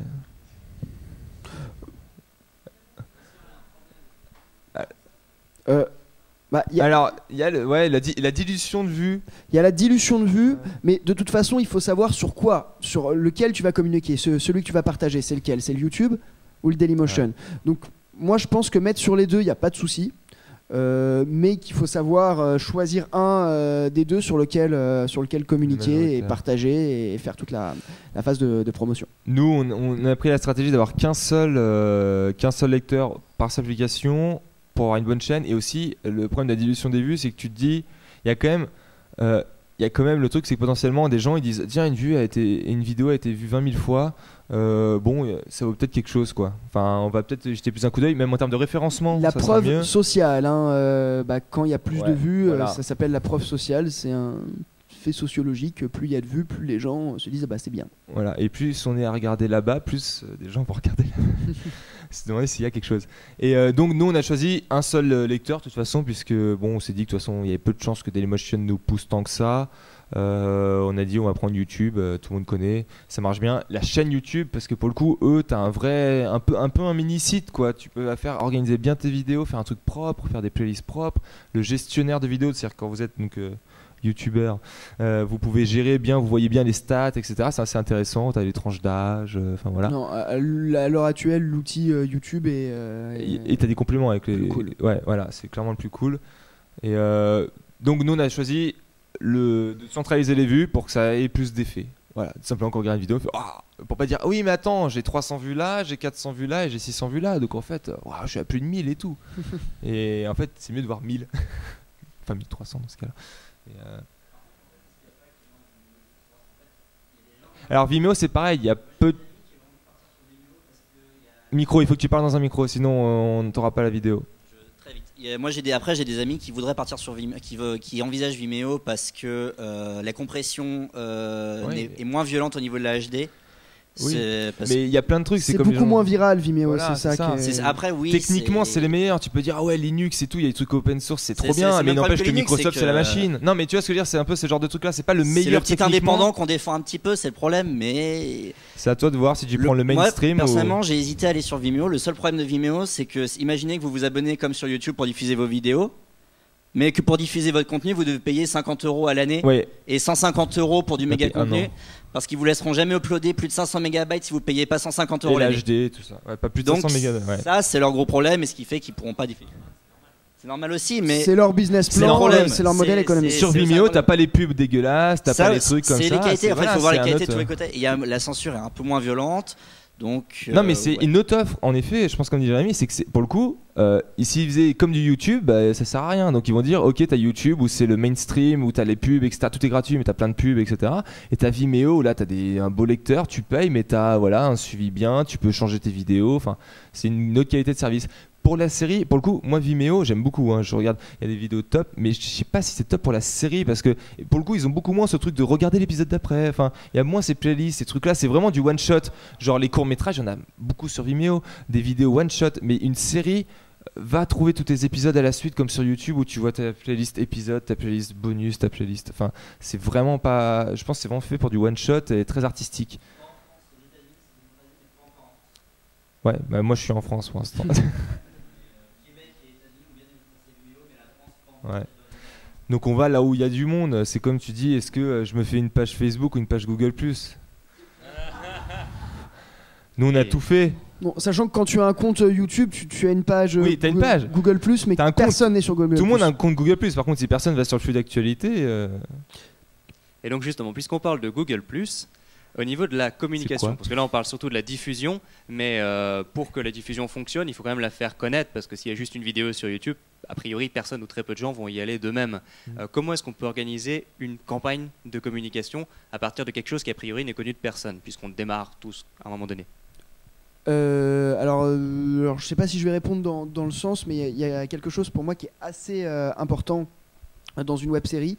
J'avais vu des stats à ce niveau-là, et les networks. Qui sait ce que sont les networks?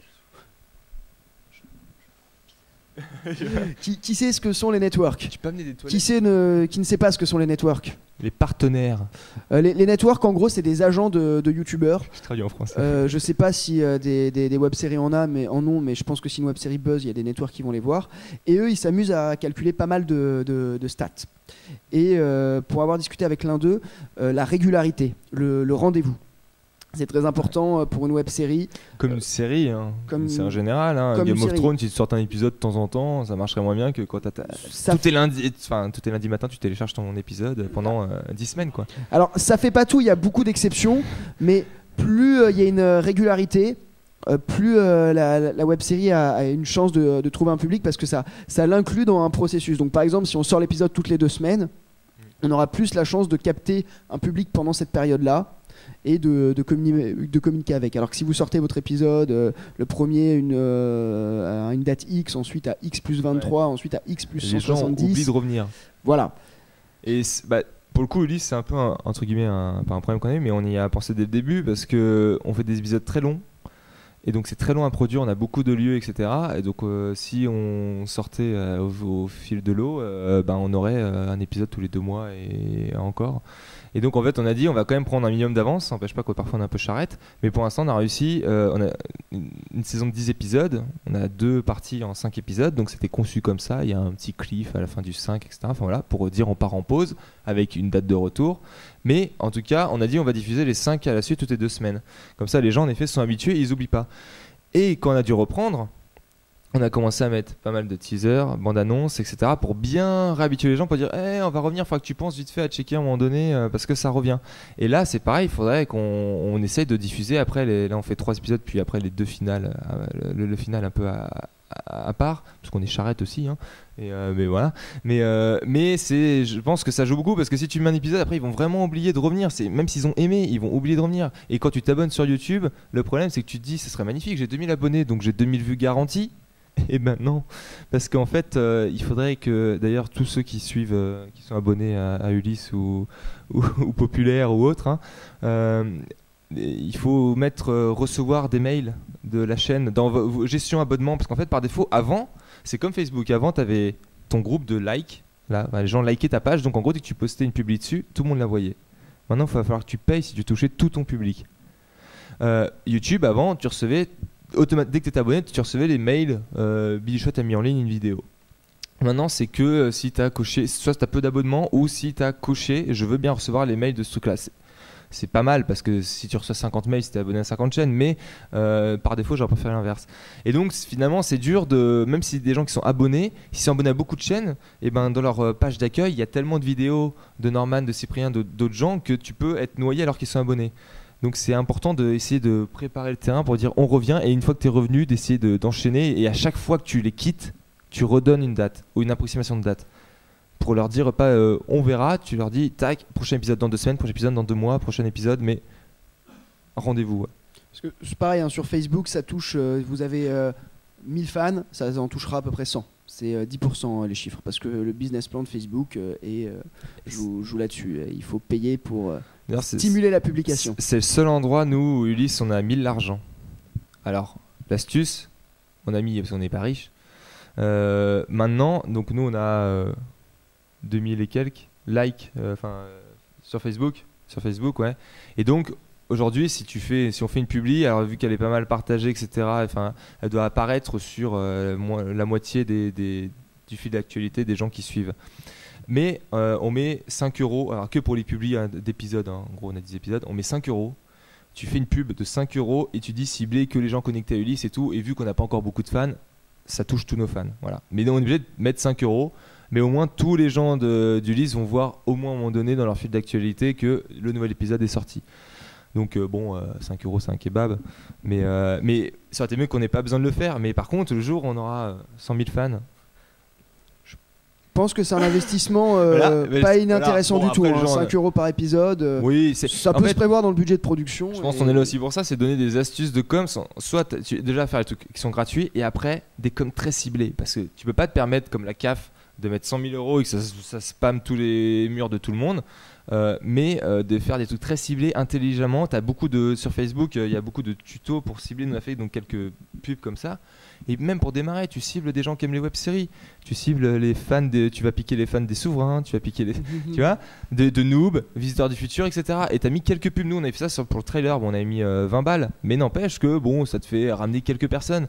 Et t'as peu d'argent, mais en tout cas il faut l'utiliser super bien. Faut faire gaffe à pas faire la pub automatique, stimuler cette publication, parce que 20 € tu vas avoir 2 personnes. Et ça fait cher la personne. On va faire circuler un petit peu le micro, parce que je crois qu'il y a pas mal de questions. Oui, allez-y.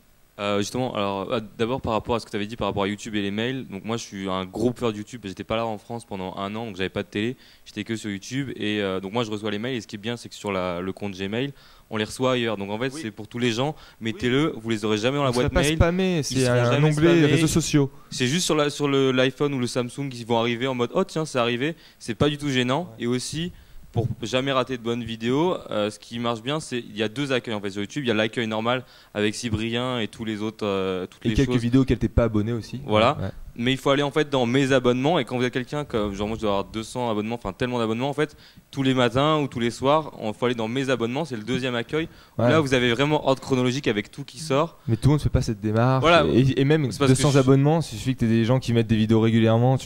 BFM TV, moi ils abonnent-toi. T'es abonné à Ulysse? Oui, t'inquiète pas. Ah.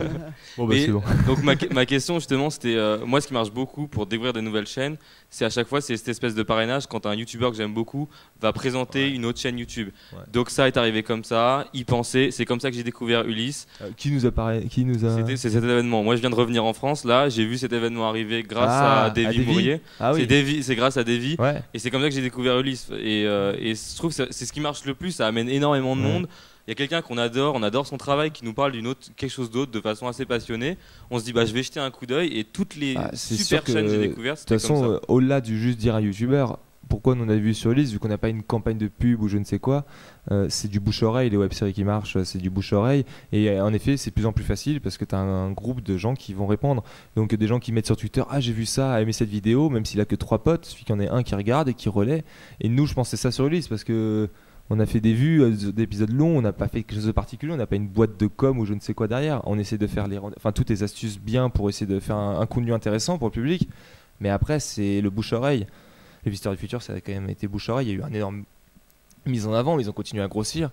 Donc, que ça soit des youtubeurs dans une web série, c'est plus dur d'amener fit quelque chose, quoi. Enfin, t'as un personnage généralement, donc c'est moins. Tu fais des guests, hein, mais.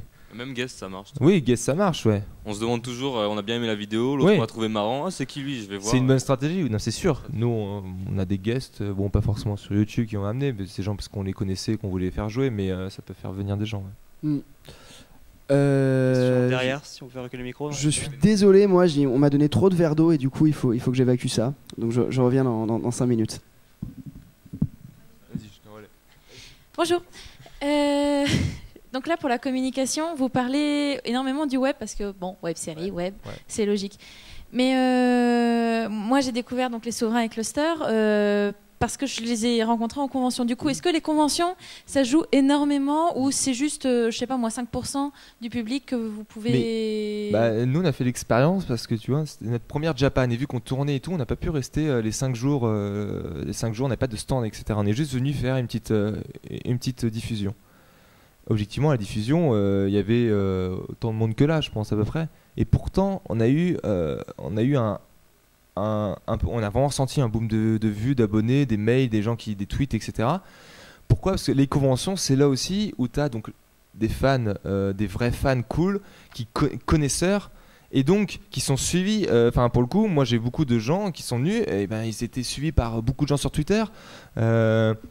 Ils se partagent, donc c'est les futuristes par exemple, qui sont donc un groupe de fans du Visiteur du Futur, et donc ils ont relayé Ulysse. On a eu 5 personnes qui étaient ultra fans d'Ulysse, qui sont venues nous voir, qui sont là-dedans, sauf qu'il y avait dedans l'ambassadrice des futuristes, etc. Donc ça devient des ambassadeurs, et ils te relaient sur Twitter, ah c'est trop bien et tout. Ils disaient à leurs copains tous les 2 secondes, regarde, et au final, tu vois, ça te fait des accélérateurs. Et déjà, de façon générale, il n'y a pas de petite pub. Je pense que tu convaincs une personne dans le métro, même si ça fait 45 minutes de regarder, c'est bon parce que potentiellement ça peut grossir. Faut prendre tout ce que tu peux. Et les conventions, non seulement c'est super, nous c'était notre première fois qu'on rencontrait un peu des gens en vrai. Donc même si les commentaires sont top, c'est quand même incroyable de voir que c'était pas des petits Chinois. D'autres gens, j'ai rien contre les Chinois. Des faux gens, voilà. Et donc, je pense que les conventions, c'est encore une fois, on revient un peu à la qualité-quantité. En fait, les gens que tu rencontres en convention, tu rencontres aussi d'autres web-séries. Et le fait que d'autres web-séries parlent de toi, en gros, les publics s'échangent. Les gens qui aiment les souverains pour avoir le visiteur, pour avoir le souverain, etc. Donc, c'est une communauté qui, clairement, je pense que les conventions, il faut être de plus en plus présent. Et nous, on va essayer à la fin de la saison 1 de faire plein de trucs parce qu'on adore rencontrer les gens, parce qu'on veut profiter un peu du truc, voir ce que les gens ont pensé d'Ulysse. Mais c'est vrai que c'est une super pub, je pense. Je voulais juste rajouter, les conventions, ça marche vraiment bien. Bon, après, il faut avoir la chance d'être dans les grandes villes. D'être à côté de Benzaï. Oui, voilà. Par exemple, pour l'exemple de Serial Gamer, on était en Belgique, on a été invité en Belgique au mois d'avril. Et il se trouve qu'il y avait un YouTuber qui s'appelle Benzaï, pour ceux qui connaissent. Et donc on a pu sympathiser avec lui. Et justement, juste après la convention, pour revenir dans ce que tu disais tout à l'heure, il fait toujours une petite vidéo de débrief des conventions qu'il fait. Et il a dit, j'ai rencontré les Serial Gamers, allez faire un tour. Et juste pour l'anecdote, on était à 5000 vues pour le premier épisode. 1 heure après sa vidéo, on est passé à 10 000 vues. Quoi. Donc voilà, c'était... Tiens, nous, on a eu un coup d'accélérateur de folie pour le pilote. On a eu Sparadra de Noob qui est tombé sur le Facebook d'Ulysse. Alors je sais pas qui lui en parlait, tu vois, c'est toujours du bouche-oreille. Et puis il a dit c'est cool et tout, je vais partager ça. Il a partagé, on a fait un boom de 2000 vues. Ça aide quand tu démarres. Tu vois. Et puis c'est bien aussi du coup quand on fait des événements comme celui-là, du coup de partager. C'est ça, c'est que ceux qui connaissaient Ulysse vont connaître Serial Gamer, ceux qui connaissaient Serial Gamer vont connaître Ulysse, etc. Et au final, on allie nos forces pour toucher tout le public, quoi. C'était bien. C'était galère à trouver, mais libération incroyable. J'ai raté quoi? Les conventions, en gros que c'était important d'aller en convention, que ça... merde, ouais, exactement, les conventions. Moi j'ai des choses à dire sur les conventions, mais Lucie, tu as une question? En plus de... je pense que je vais dire la même chose que tu allais dire, Romain. En plus que donc les guests et les vues, c'est aussi le networking entre web-séries. Rien que se dire qu'on n'est pas tout seul dans la même merde et qu'on est tous dans la même merde. Et qu'on sait ce que ça veut dire quand on dit ouais j'ai tournage demain ou j'ai truc ou je cherche un lieu. Et qu'on est en post-prod et que voilà, et ça fait vraiment du bien au moral. Et pour continuer, je pense qu'avec Xander, on se l'est dit, je pense qu'on n'aurait pas eu ce genre de choses, on n'aurait peut-être pas autant continué parce que vraiment ça nous a soudés. Ouais, non mais voilà, quand on a rencontré les gens d'Another, de tout ça... Les conventions, ça permet de redonner le moral. Ouais, en fait. C'est ça, ouais, mais tu vois, nous on est allé en convention, on était déjà contents parce qu'on a de la chance que ça marche et que les commentaires sont positifs, tu vois, au-delà des vues, c'est surtout les commentaires qui comptent, parce que tu peux avoir plein de vues et vraiment, en plus YouTube, il y a un peu des haters, soit ils te pensent que t'es Dieu, soit ils pensent que t'es une sous-merde qui mérite de mourir, voilà, c'est YouTube, mais et c'est vrai que nous, voir les gens, enfin tu vois, même on avait... à la fin, il y a 6-7 personnes qui nous ont attendus pour parler. On a discuté super longtemps et c'est trop bien parce qu'en plus, t'as un échange beaucoup plus construit sur YouTube et ça te motive de dire que ces gens attendent vraiment l'épisode. Avoir un vrai contact avec le public, c'est important du coup en convention. Et alors, pour moi, en convention, quelque chose qui est important, c'est que bon, généralement, on ne connaîtra pas. En convention, mais tu auras un stand. Donc, faut pas hésiter à aborder les gens gentiment ou alors avec humour et à leur présenter ta série. Donc, tu leur donnes un flyer. Moi, à la Japan Expo, je leur donnais même un poster. Il faut pas hésiter à. Il y en a qui ont eu le poster populaire. Et voilà, faut pas hésiter à aborder les gens et à leur présenter ton travail. Généralement, les personnes en convention, elles viennent pour une chose, mais ensuite elles visitent et elles ont pas de truc précis, mais elles sont ravies de se faire aborder, de discuter avec quelqu'un. Pour moi, c'est vraiment important, hein, et j'ai pu vérifier ça sur Populaire. Par exemple, au Pix & Tech. Tous mes épisodes ont pris plus 300 vues, alors que j'ai dû aborder une quarantaine de personnes. Donc vraiment aborder les gens, bien sûr, hein, je le redis encore, gentiment, avec humour, avec sympathie. Regarde ma série, je te pète les genoux. Ils se sentiront pas agressés. Et moi, je vois beaucoup de web-séries qui restent assis derrière leur table. Et bah, pour moi, c'est pas forcément la bonne stratégie, hein. Tu as la chance d'avoir une convention, donc il faut des très jolies filles, quoi. Il faut des très jolies filles. Et je pense que dans une web série, les très jolies filles, ça augmente le. Ah oui, alors ouais, sincèrement, ouais, c'est une anecdote, mais les vignettes, sans mettre des filles forcément, mais les vignettes. De toute façon, pour le coup, les partenaires YouTube en parlent beaucoup. Ils essaient de faire des trucs pour petites vignettes. Mettez pas la vignette que YouTube vous propose. Essayez de faire un titre, épisode 1, bidule chouette, votre truc, un truc visible qui attire l'œil. Nous, alors c'est pas trop voulu, mais pour le pilote d'Ulysse, t'as une fille qui te regarde droit comme ça en vignette. Donc déjà, c'est une fille. Non, mais c'est horrible à dire. On va pas vraiment faire stratégie marketing. C'est parce que voilà, c'était cohérent pour le personnage. Sexy bitch. Ah non, Ah oui, d'accord. Non, justement, c'est les gens qui. Il y a des trucs horribles. Voilà. Et donc, il s'avère que bon, elle te fixe. On a Nicolas, donc qui est un anographiste, qui essaie de faire des trucs propres. De façon générale, si tu fais des trucs propres, ça attire l'œil. Et n'empêche que ça attire l'œil. On avait mis une photo random d'un moment donné où il y a un plan qui voit vite fait un vase. Tu distingues rien dans tes petites vignettes YouTube, tu cliques pas. Donc les vignettes, c'est très important de faire un truc propre. Si t'avais mis la tête d'Ulysse avec la moustache, ça aurait moins marché. Et ben tu vois, j'adore Gabi, mais voilà, si on a mis Gabi torse nu avec tous les poils, et ben il y aurait peut-être moins de vues.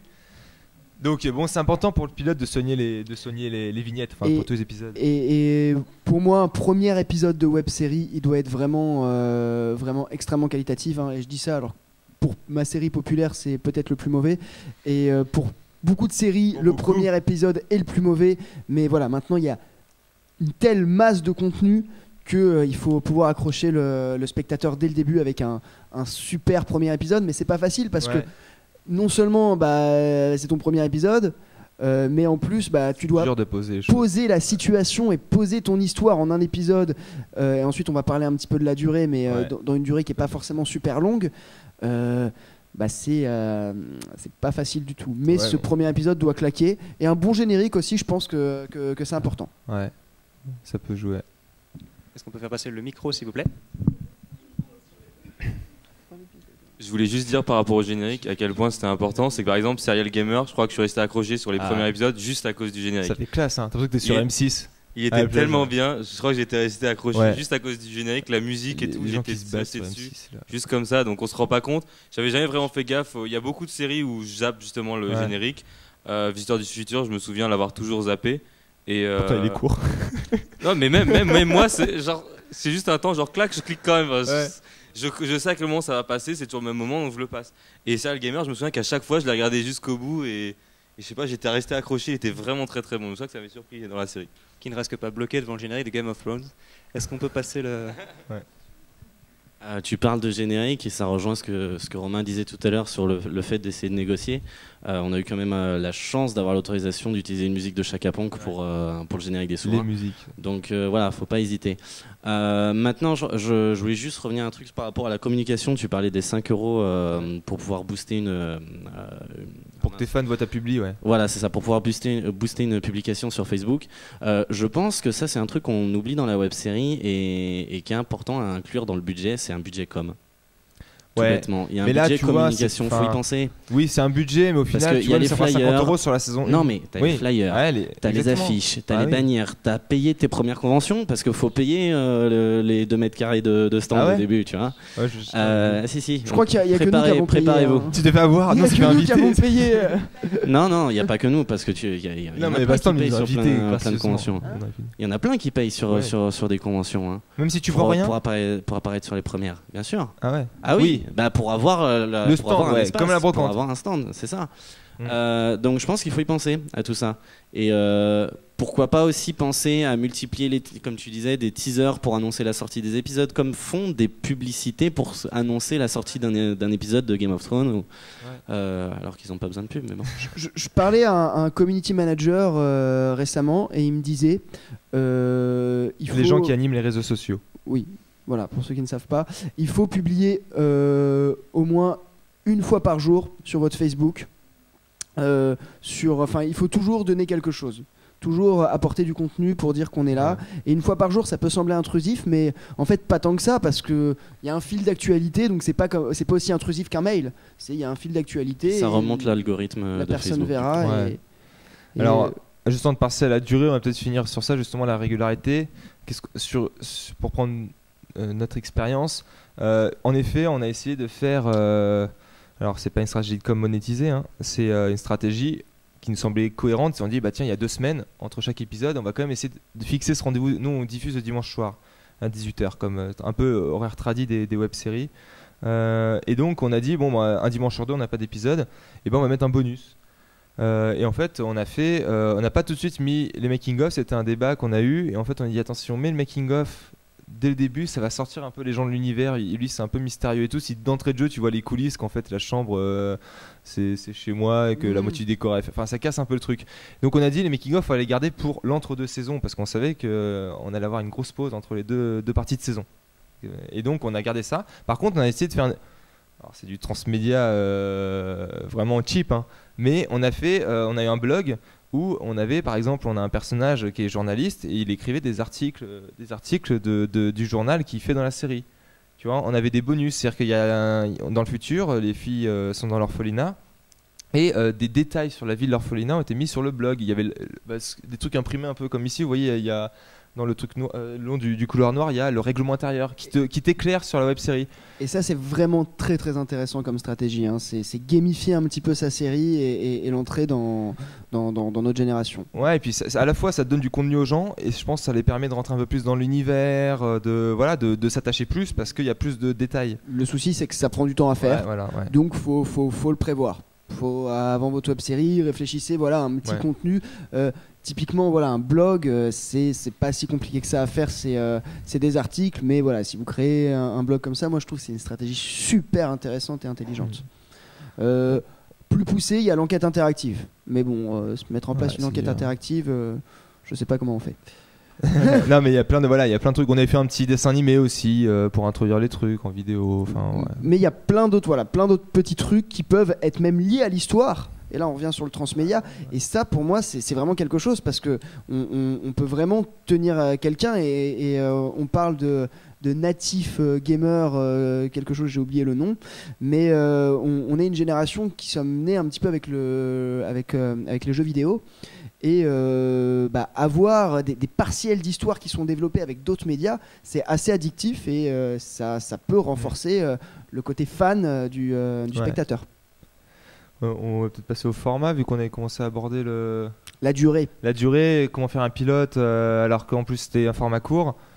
Je vais te dire avec Ulysse comment nous on avait fait.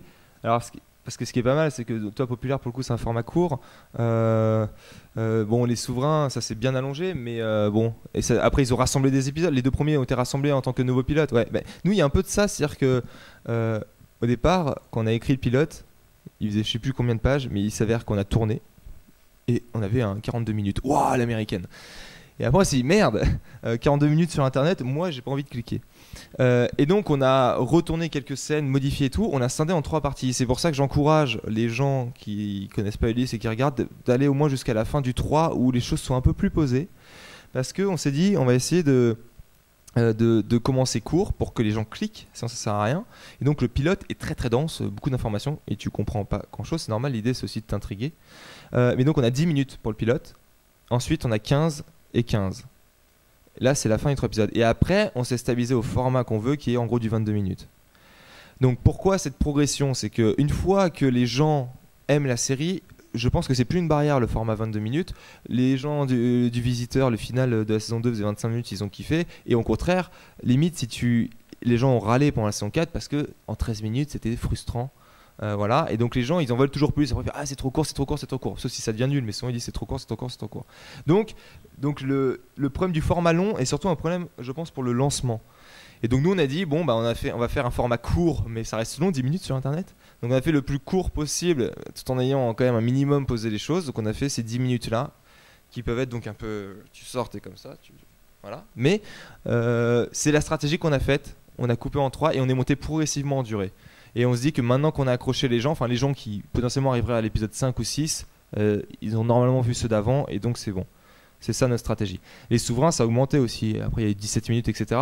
Et moi ça m'a pas gêné, enfin les gens qui suivent après ça les gêne pas je pense. C'est vraiment l'entrée. Si tu commences direct avec 22 minutes, faut juste, même si t'as une super web série, faut convaincre les gens. Alors soit t'as une vignette de ouf et que pendant les 5 premières secondes les gars ils sont sur les fesses, mais c'est très dur même de les convaincre de cliquer. Donc on a fait ce 10 minutes et on a fait un trailer, bien évidemment. L'avantage du trailer, c'est que c'est beaucoup plus viral, ça se partage bien, ça dure 1 minute. Et donc là, les gens sont plus enclins à cliquer. Et s'ils ont aimé le trailer, ils seront plus enclins à cliquer sur ta vidéo de 10 minutes. Donc c'est un peu ce truc exponentiel. Tu utilises un petit truc qui va leur donner envie de cliquer sur un petit moyen truc. Et enfin sur ton moyen truc.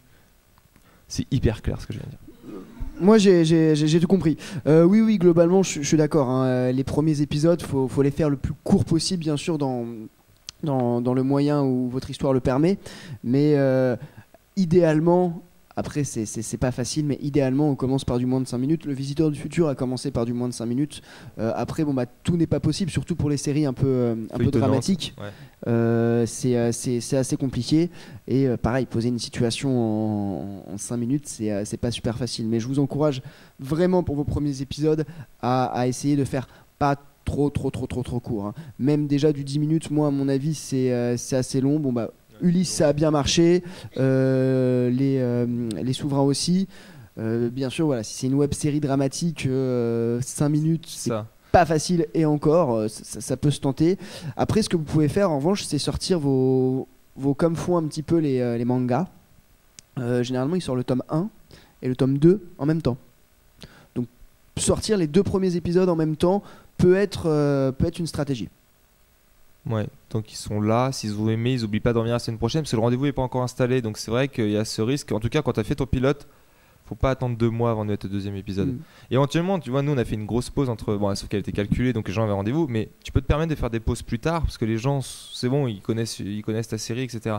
Par contre, tu fais le pilote, si tu reviens que 2 mois, Imagine en tant que pilote, tu as déjà 50% des gens qui étaient prêts à continuer, ce qui est déjà très, très important, parce qu'un pilote, même un vrai pilote de série, il y a des gens qui accrochent pas, plus ta réal, etc. Donc, et même dans ces 50% de gens-là, au bout de 2 mois, ils ont oublié que pendant 10 minutes de leur vie, ils avaient kiffé un truc. Donc c'est important d'enchaîner. Les super accords, vous avez fait ça. Vous avez les premiers épisodes ont été très rapprochés, et après, vous avez eu votre rythme. Ce qu'on a même fait, c'est qu'on a fait on a sorti les 3 premiers épisodes en même temps, qui constituaient le lancement de l'histoire, parce qu'on a pris le parti du format vraiment très très court. On est sur du 3 minutes et c'est très dur de lancer avec ça. Donc effectivement, on a balancé les 3 premiers en même temps. Je pense que c'est une bonne stratégie, balancer les premiers épisodes très rapidement, comme les mangas, pour accrocher le spectateur. Et après, vous le faites patienter. Tout en gardant un contact avec lui, c'est-à-dire en publiant, en continuant à donner du contenu, quelle que soit sa forme. Mais voilà, l'apport de valeur, c'est important, parce que les spectateurs, ils regardent notre web-série, donc ils nous apportent en quelque sorte de la valeur, et c'est important d'apporter de la valeur à son spectateur. Alors ça peut être un peu abstrait, le mot valeur, à vous de mettre la définition que vous voudrez. Est-ce qu'il y a des questions? Il nous reste encore pas mal de... Oui. Voilà. Après, tu as vraiment bien accentué tout ce qui est la régularité, qui est très importante. Je vais donner l'exemple de quelqu'un qui a échoué. On a eu un truc. Je te taquine, t'inquiète. Après, c'est pas forcément que vous êtes des gens irréguliers et que vous êtes méprisables. Des bâtards. On a entre notre épisode 7 et 8, il est arrivé un truc tout con.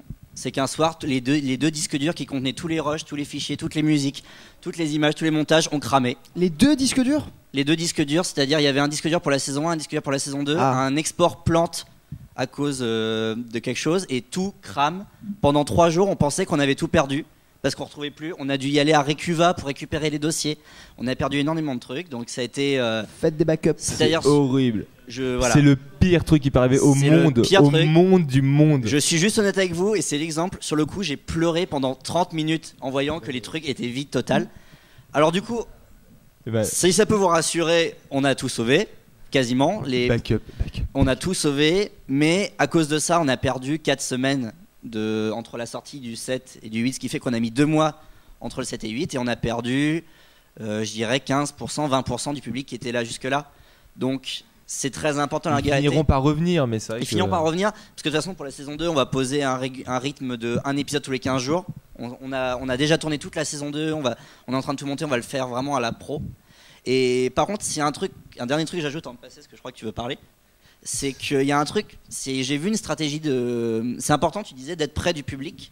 Mais après, il faut bien définir quand vous voulez être près du public. Il y a quelque chose que j'ai vu souvent sur des web-séries, pas vous, hein.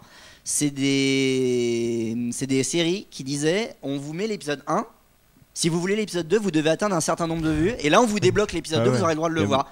C'était genre que... C'est une stratégie odieuse mais qui existe. C'était genre, vous voulez l'épisode 2, vous atteignez les 1000 vues, sinon vous ne l'avez pas, et si vous atteignez 900 vues, les 900 personnes qui l'ont vu... Mais c'est pas si bête, hein. Moi c'est ce que je vais faire pour la fin de saison de Populaire, mais je pense que sur un épisode... 100 000 vues, t'auras le dernier épisode. Après, c'est pas... Pour un épisode, c'est stupide, pour une fin de saison... Pour une fin de saison, oui. J'ai envie de tenter, puis surtout, ça montrera pour savoir si le public veut une saison 2 ou pas. La régularité et bien sûr la sécurisation, c'est très important. Oui, tu mets en bannière une de tes actrices et toutes les vues, la bannière, les vêtements descendent. Un truc bien scandaleux. Tu peux mettre le panneau sexiste, s'il te plaît ? Merci. Non, mais bon, moi j'aurais... Non, parce que pour le coup, ça veut vraiment dire qu'en gros, moi, je suis pas trop pour, mais pour le coup, ça peut vraiment marcher. Plus limite en amont, genre tant que le teaser, on vous lâche le teaser à 1000 vues, ça peut marcher. Par contre, une fois que les gens sont dans la série, c'est un peu du genre, vous n'êtes pas assez à regarder ma série, tant pis, vous attendez. Alors que ça veut un peu dire, vous n'êtes pas de assez bonne qualité pour moi, vous, mon audience. Bravo. Spielberg il avait marqué, non, il avait marqué Axel. Ah ouais, et donc, je pense que c'est pas mal en termes de pré-com. Lâcher le teaser, etc. J'ai des gens qui ont fait ça et ça marche pas mal. Genre aux 1000 likes, on lâche le teaser, etc. Mais par contre, pendant le truc, les finales, bon, pourquoi pas. Pendant le truc, c'est compliqué, mais il faut gamifier le truc. Gamifier le truc pour en faire un jeu. Ouais, faut pas dire, débloquer des trucs, faut pas dire, je m'en fous, tant que vous êtes pas 10 000, je boude. Tu vois. Comme noob. Attends, là on parle de vue. Là on parle de vue. Pour le crowdfunding, c'est un truc qui se fait régulièrement, c'est-à-dire, allez, vous dépassez un palier, vous dépassez ce palier-là, j'ai ça. Et puis Noob, ils ont eu ce problème-là de dire non, bah je boude, parce qu'ils ont plutôt dire bah, non, vous m'avez donné 4 fois trop, 100 fois trop. Ah tiens, bon bah on va faire 3 films. C'est plutôt l'inverse. Ils ont pas eu le temps de bouder en disant. Ah oui, tu veux dire les petits jeux qu'ils ont fait là, les casuals, ils ont fait des petits jeux, tu montes des levels, tu débloques des exploits, mais ça c'est un peu en mode Pottermore ou je sais pas, enfin c'est un truc à côté, ça t'empêche pas de voir des épisodes. Bah Noob, c'est un très bon exemple de transmédia. Ah oui, ils sont très bons, et sachant qu'ils font, non, c'est magnifique. Et pour le coup, ils ont aussi une licence qui s'adapte bien au transmédia. Vu que c'est Noob, c'est une web série sur l'univers des jeux en ligne, donc forcément, bah tu vas faire ton propre jeu en ligne. Bon, ils en sont pas encore là, mais t'as des personnages, t'as des histoires, donc tu peux faire des livres, faire des jeux de société, tu peux faire plein de trucs, quoi, dont des petits jeux vidéo qui sont clairement pas gratuits, quoi. Pas gratuits en termes. Ils sont. Ouais, bref. En transmédia aussi, qu'on n'a pas parlé très rapidement, que je vais peut-être faire moi sur la série populaire, c'est si votre histoire se passe dans un univers contemporain, ça peut être par exemple créer le profil Facebook, bon il faut quelqu'un pour l'animer, mais créer le profil Facebook d'un des personnages, créer le compte Instagram d'un des personnages, créer le compte Twitter, voilà, pour un petit peu plus axer... N'est-ce pas Gaël? C'est le nom du perso dans Les Souverains. Apparemment il a pas voulu accepter d'animer son propre truc. Si, il l'a créé, mais on a vu une publi. J'avais pas assez de fans. C'était pas ça. Non, j'ai créé la page fan, mais on a mal communiqué dessus. Mais en tout cas, voilà, mais il faut quelqu'un pour l'animer, donc soit votre comédien s'il est chaud, mais c'est pas toujours le cas, soit vous-même, mais ça peut être assez intéressant. C'est ce qu'on a fait sur Lys, les petites publics. Je lisais la Gazette de Versailles, donc qui est le journal d'investigation de référence que fait un de nos journalistes. D'ailleurs, il y a des exemplaires qui distribuent. Ben, pour le coup, c'est vraiment lui qui écrit les textes. Hein. C'est même pas Nicolas qui écrit normalement la série. C'est Benoît Lemaire, donc notre comédien, qui a été pris au jeu et qui écrit ces articles là, un peu humoristiques. Et ça c'est très intéressant et ça nous soulage, et en plus c'est encore plus cool que ce soit lui plutôt qu'il a besoin de jouer un rôle encore. Est-ce qu'il y a encore des questions? Oui, une question par ici. On a encore 20 minutes, hein, donc on est large. Tout à l'heure, vous avez parlé de référencement. Quand vous parliez de YouTube ou je sais pas quoi, vous disiez qu'il y avait des méthodes de référencement. J'aurais aimé que vous reveniez un peu dessus. Alors, Google, autant pour son côté les recherches normales que pour YouTube, a un algorithme pour calculer et positionner les choses. Un algorithme qui est secret. Sauf que il y a des personnes dont c'est le travail d'essayer de deviner ces algorithmes, qui font beaucoup de tests. Donc on a des pistes. Par exemple, je sais que répondre aux commentaires augmente le référencement. Cool. Je réponds tout le temps. Après, je serais pas capable. En plus, j'ai pas fait non plus une très très grosse veille. Je crois que Wisdeo justement, qui est un network français, a une partie blog qui donne des astuces sur la publication YouTube, sur servir du média YouTube, et qui a des articles sur le référencement. Après, le gros souci avec le référencement, c'est que ça change tout le temps.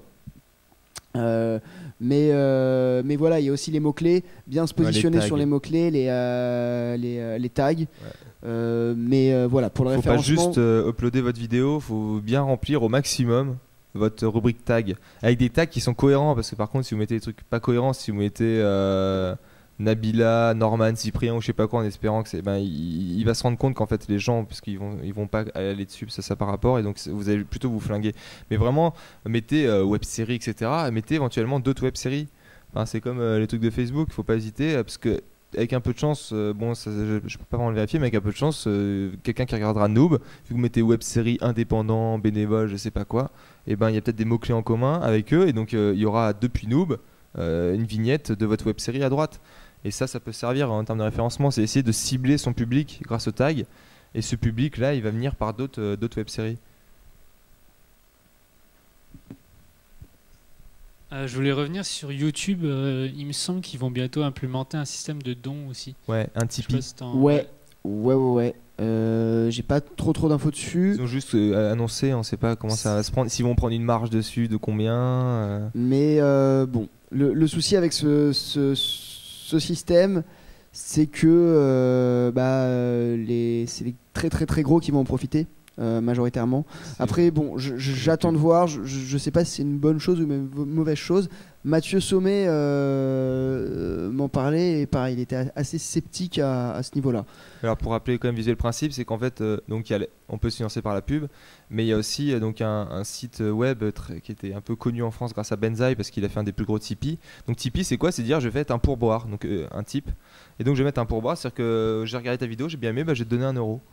Et donc ce truc là qui est en extérieur, par exemple Benzaï a fait pour le moment première vidéo du mois, un type par mois en gros. Donc tu peux arrêter à n'importe quel moment, donc toi tu dis j'aime bien je vais donner 2 € par mois à Benzaï, voilà.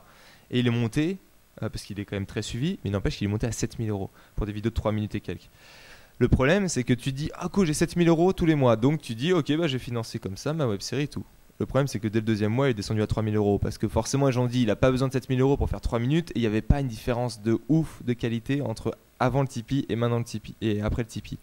Et donc, le truc, c'est que c'est fluctuant. Il est stabilisé à 2500, c'est quand même exceptionnel, mais c'est parce qu'il est très suivi. Et YouTube voulait proposer ce système-là intégré à YouTube. Donc, c'est à la fin d'une vidéo, tu pourrais, toi, avec ton compte Google ou je sais pas quoi, dire tiens, je donne 1 € à cette vidéo. Ce qui est pour des gens qui font peu de vues, comme je disais, genre 300 000 vues.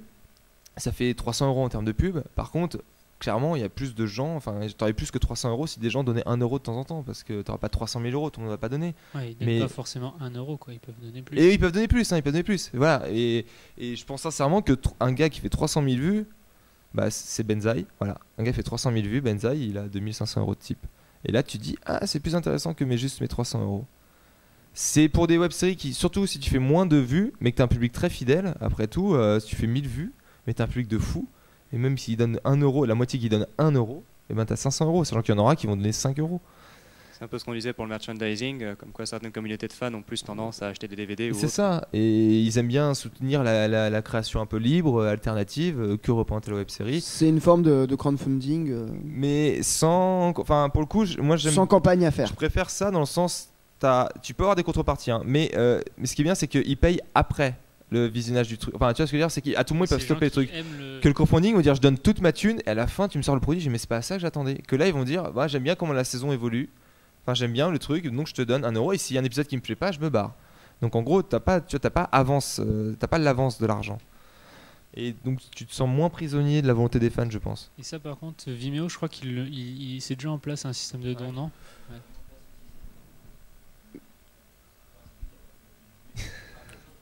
Voilà, Vimeo, je pense qu'a priori YouTube, c'est ce qu'on en a conclu aujourd'hui. YouTube pour une web série et même pour aller sur pour YouTube. un podcast, c'est ce qu'il faut choisir.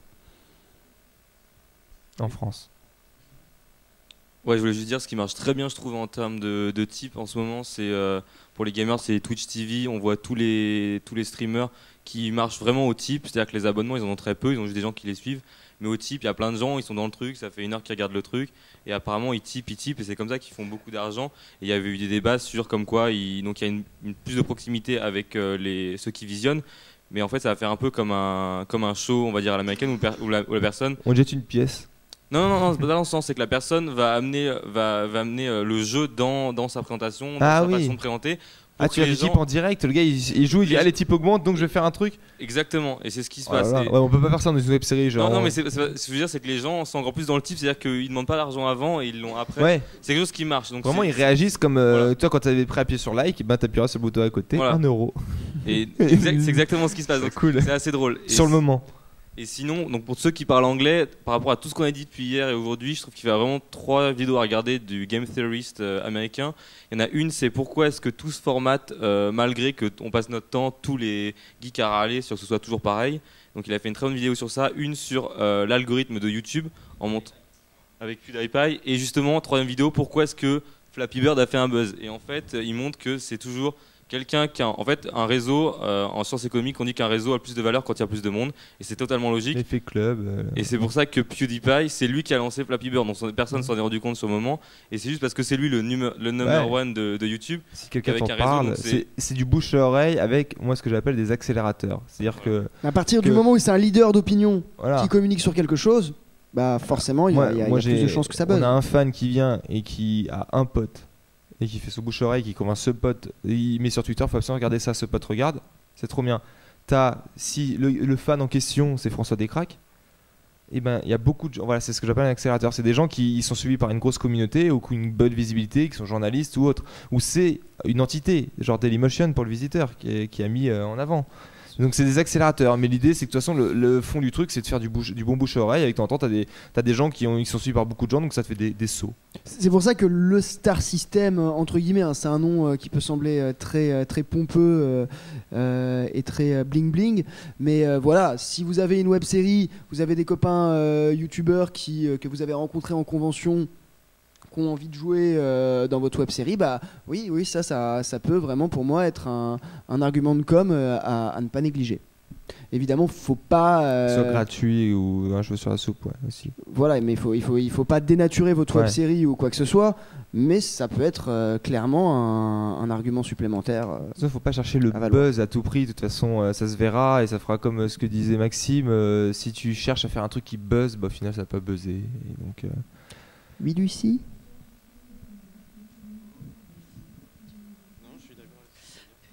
Faut faire quand même super gaffe aux guests parce que les guests déjà en ont marre et les gens peuvent très vite voir ça comme du guest pour du guest. Toi, t'as juste fait jouer ton pote parce qu'en fait c'est ton pote parce que tu l'as rencontré en convention et que vous êtes allé boire des coups. Mais pour le public qui sont pas au courant de ça peut paraître pour du guest pour du guest. Ah ouais, ok. Faut faire attention, faut pas prendre le public pour un débile. Avec parcimonie et bon escient. Mais si c'est bien fait, ça peut le faire. Voilà, il faut faire attention à comment on veut l'intégrer dans le scénario, quoi. Si c'est juste dire, tiens, il y a machin qui est venu pour dire salut, c'est moi, je suis dans la série. C'est ça. Après, Noob fait énormément ça. Hein. Noob fait énormément ça. Ça passe plutôt bien. Moi, je trouve que c'est pas si bien implémenté que ça dans la série, parce que bon, on voit le joueur du grenier, mais la scène sans le joueur du grenier aurait pas été intéressante. Donc bon.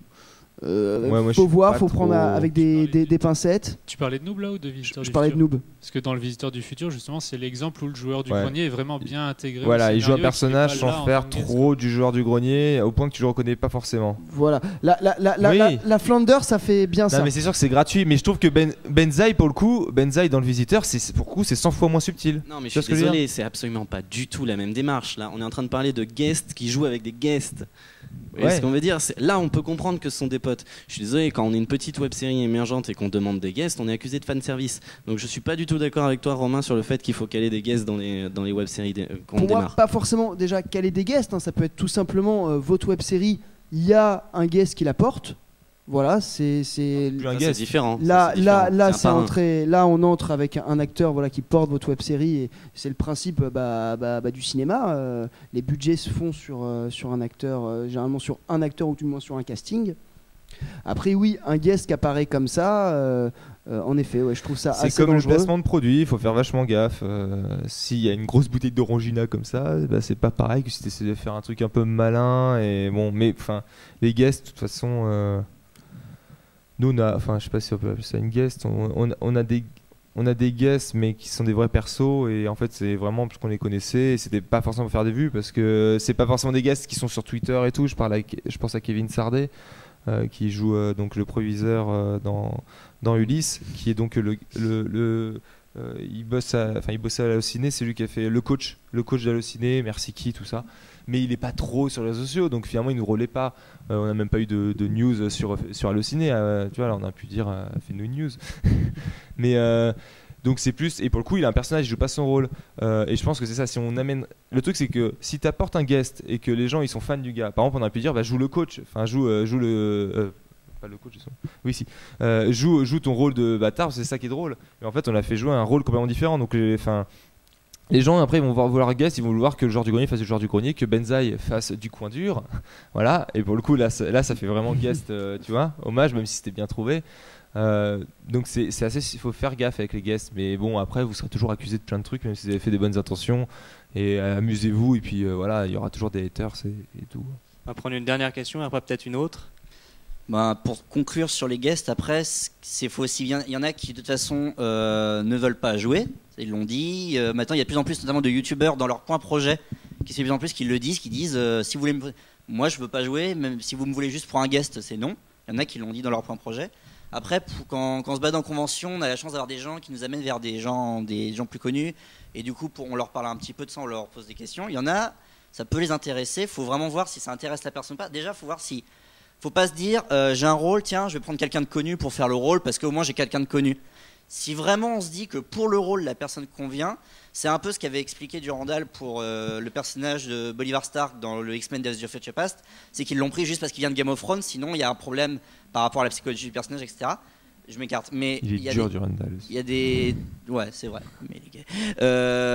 mais si vraiment dans la tête on a l'idée qu'on veut proposer ça à quelqu'un, on peut, parce qu'il faut toujours prendre aussi en compte que ça peut être un coup d'accélérateur, mais il ne faut pas juste se dire. Oui, c'est toujours un équilibre. De toute façon, c'est quand même bien. Enfin, quand même, Romain a raison. Les guests, ça te permet, c'est un truc de com aussi. Après, si tu le fais pas juste, si tu le fais parce que tu penses qu'il peut vraiment faire quelque chose aux personnes. En gros, c'est toujours cet équilibre entre vendre mon âme au diable pour faire des vues et sinon faire quand même un truc cool. Et donc, si tu arrives à amener une guest qui est bien dans le rôle parce que tu le connais, il est cool et qu'il joue très bien son rôle, et que quelqu'un qui a pas vu connaît pas ce guest, ça le choque pas parce qu'il sent pas que c'est un truc qui est ajouté, un truc bizarre, et ben je pense qu'il faut pas s'en priver parce que ça fait quand même monter les vues. Voilà. Hein, c'est l'épisode 2 de l'annonce-série, je crois. Je viens de voir. Oui, voilà. Et puis voilà, ça peut arriver. S'il y a un échec de négociation avec une guest, faut pas se dire on va retrouver une guest, parce que si on a la chance que le rôle aille, que la personne soit intéressée, on peut essayer d'avoir le contact, mais sinon c'est pas grave. C'est pas les guests qui font la série. Comme de toute façon Ulysse, vous avez pas, à part Kevin Sardet, je vous déteste pour ça, vous avez pas non. Ça va. Non mais je vous hais de toute façon. Mais voilà, de toute façon vous avez prouvé que vous en êtes quand même bien sorti avec le bouche à oreille, avec des partages, et que les partages de gens peut-être plus connus, c'était aussi parce qu'ils étaient intéressés, parce qu'il y a des partages. Donc les guests sont pas l'essentiel. Regarde, il faut pas que tu crées ton personnage. Bon, alors maintenant je vais une guest. Et je vais chercher un personnage. C'est plutôt, tu dis, t'as un personnage, je connais un mec, il pourrait le faire, ça serait cool qu'il le fasse, en plus, il est suivi, voilà, tant mieux. Tu réfléchis aux gens qui pourraient marcher, avec le rôle, qui conviendrait au physique, à la personnalité, que t'as déjà vu jouer possiblement dans des petits courts-métrages, autres web-séries, et tu te dis, ah tiens, la façon dont il pourrait nuancer son jeu, ça pourrait être intéressant. Et si par bol c'est une guest, et bah tente le coup. Le truc qui marche très très bien pour moi, l'exemple, qui connaît Mordred, la série Mordred? Oui. Ça fait pas beaucoup, mais en tout cas il y a Minute Papillon, Chris qui joue à la fin, qui est dans le final, et qui est excellent. Voilà, pour moi ça apporte vraiment à la série. Et donc voilà, faut trouver le juste milieu au final pour les guests. Est-ce qu'il y a une dernière question? Je rappelle qu'on fait ça pour le plaisir de la web série, donc c'est toujours qu'elle est de la guest pour qu'elle est de la guest. Mais oui, de toute façon faut pas. De toute façon, ça se verra si artificiellement tu essaies de faire la recette magique de les meilleurs trucs de web série. Ah, j'ai fait un format court, j'ai fait du sketch. Ah, donc ça fait 3 minutes, c'est cool. J'ai fait ça, j'ai bien mis mon panneau abonné à la fin. J'ai mis un guest par épisode, j'ai fait tous les youtubeurs, j'ai mis quelques chats, etc. Et j'ai toutes des filles avec des gros boobs en vignette. Voilà, si tu appliques ça, de toute façon, ça marchera pas.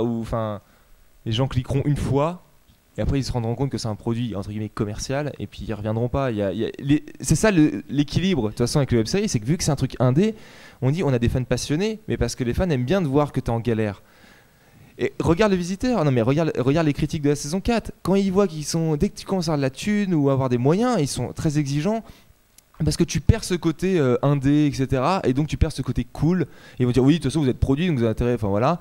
Et donc c'est pour le coup, faut vraiment garder ce côté un peu authentique, proximité, et parce que c'est ça qui plaît aux gens, et c'est ça qui suivent les web-séries. Une web-série qui serait trop bien, qui n'aurait pas de problème de son, qui n'aurait jamais un petit truc, qui ferait trop propre. Déjà, les gens penseraient que c'est vraiment produit, alors que tu l'as fait tout seul en galérant.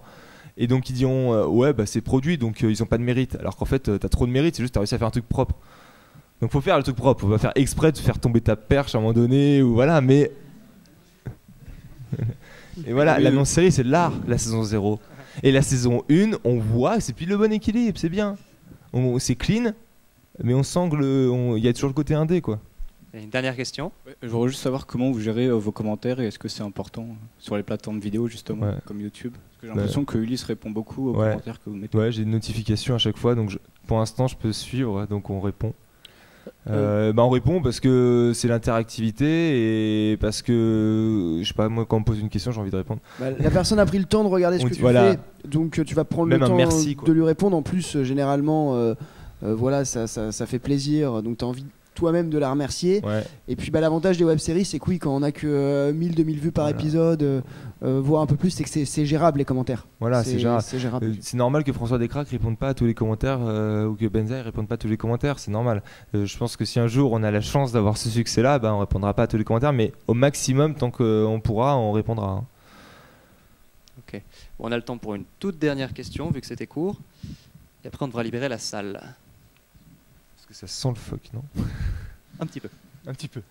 Ce qui est important aussi, c'est, je pense, de ne pas prendre la grosse tête. Donc, par exemple, vous répondez à toutes les questions. Il y en a qui, à partir de 2000 vues, ils répondent plus aux questions. Ils pensent que c'est inutile. C'est pas des connards. Après moi sur Populaire on a un petit peu de mal à faire ça, mais mais tu vas répondre aux questions des commentaires. Après, enfin, non, pour moi la grossesse c'est pas parce que tu réponds pas aux commentaires que t'as la grossesse, c'est juste que t'es pas forcément à donf avec les réseaux sociaux, etc. Enfin, tu peux aussi ça. Moi, pour moi, un connard ce serait un mec qui en convention dit non mais j'ai pas le temps de perdre avec lui alors que t'as 1000 vues. Tu vois, il a fait sa fanpage, c'est pas un connard parce qu'il a oublié de l'animer. Il a pas pris la grossesse, il faut non mais attends, moi j'ai Gaël, mais en fait non, je suis au-dessus de ça. Je pense pas que c'est ça. Non, mais pour moi oui, c'est important de rester humble, que tu aies 1000 vues. Même si on est les meilleurs. Ou 1 million, parce que sans le public tu n'es rien. Et ça, pour moi il y a la partie reconnaissance du public, il y a des gens qui ne l'ont pas forcément, mais t'as besoin du public parce qu'une œuvre, on va pas forcément dire art, mais quand tu fais quelque chose, c'est pour être vu et donc t'es dépendant du public. Et encore plus la web-série. Grosse gratitude. T'as que ça, t'as pas d'argent. Une grosse gratitude. Voilà, il y a que le public pour la web-série. Parce que encore, tu fais une merde, tu t'en fous du public, mais t'as de l'argent, tu pars en vacances, t'es content. Mais la web-série, on n'a pas d'argent, donc il nous reste que ça, c'est le soutien et les gens qui viennent nous dire j'ai bien aimé ce que t'as fait. Donc faut pas, donc c'est normal. Pas négliger la reconnaissance. Bah ouais. Très bien. Merci beaucoup aux deux invités. Merci Emilia Parron et Romain Boileau. Je vous rappelle que la dernière conférence de l'événement se tiendra ici même dans une demi-heure, donc à 16h30, avec notamment les voix françaises d'Eva Longoria et Bruce Willis. Et si jamais vous avez peur de vous ennuyer pendant 30 minutes, il y a l'atelier costume de vieillissement des costumes qui est avancé d'1 heure. Au lieu de 17h, il commence à 16h là, donc n'hésitez pas à y aller. Et puis nous, on reste dans le coin, si vous avez des questions, vous voulez discuter, c'est avec grand plaisir.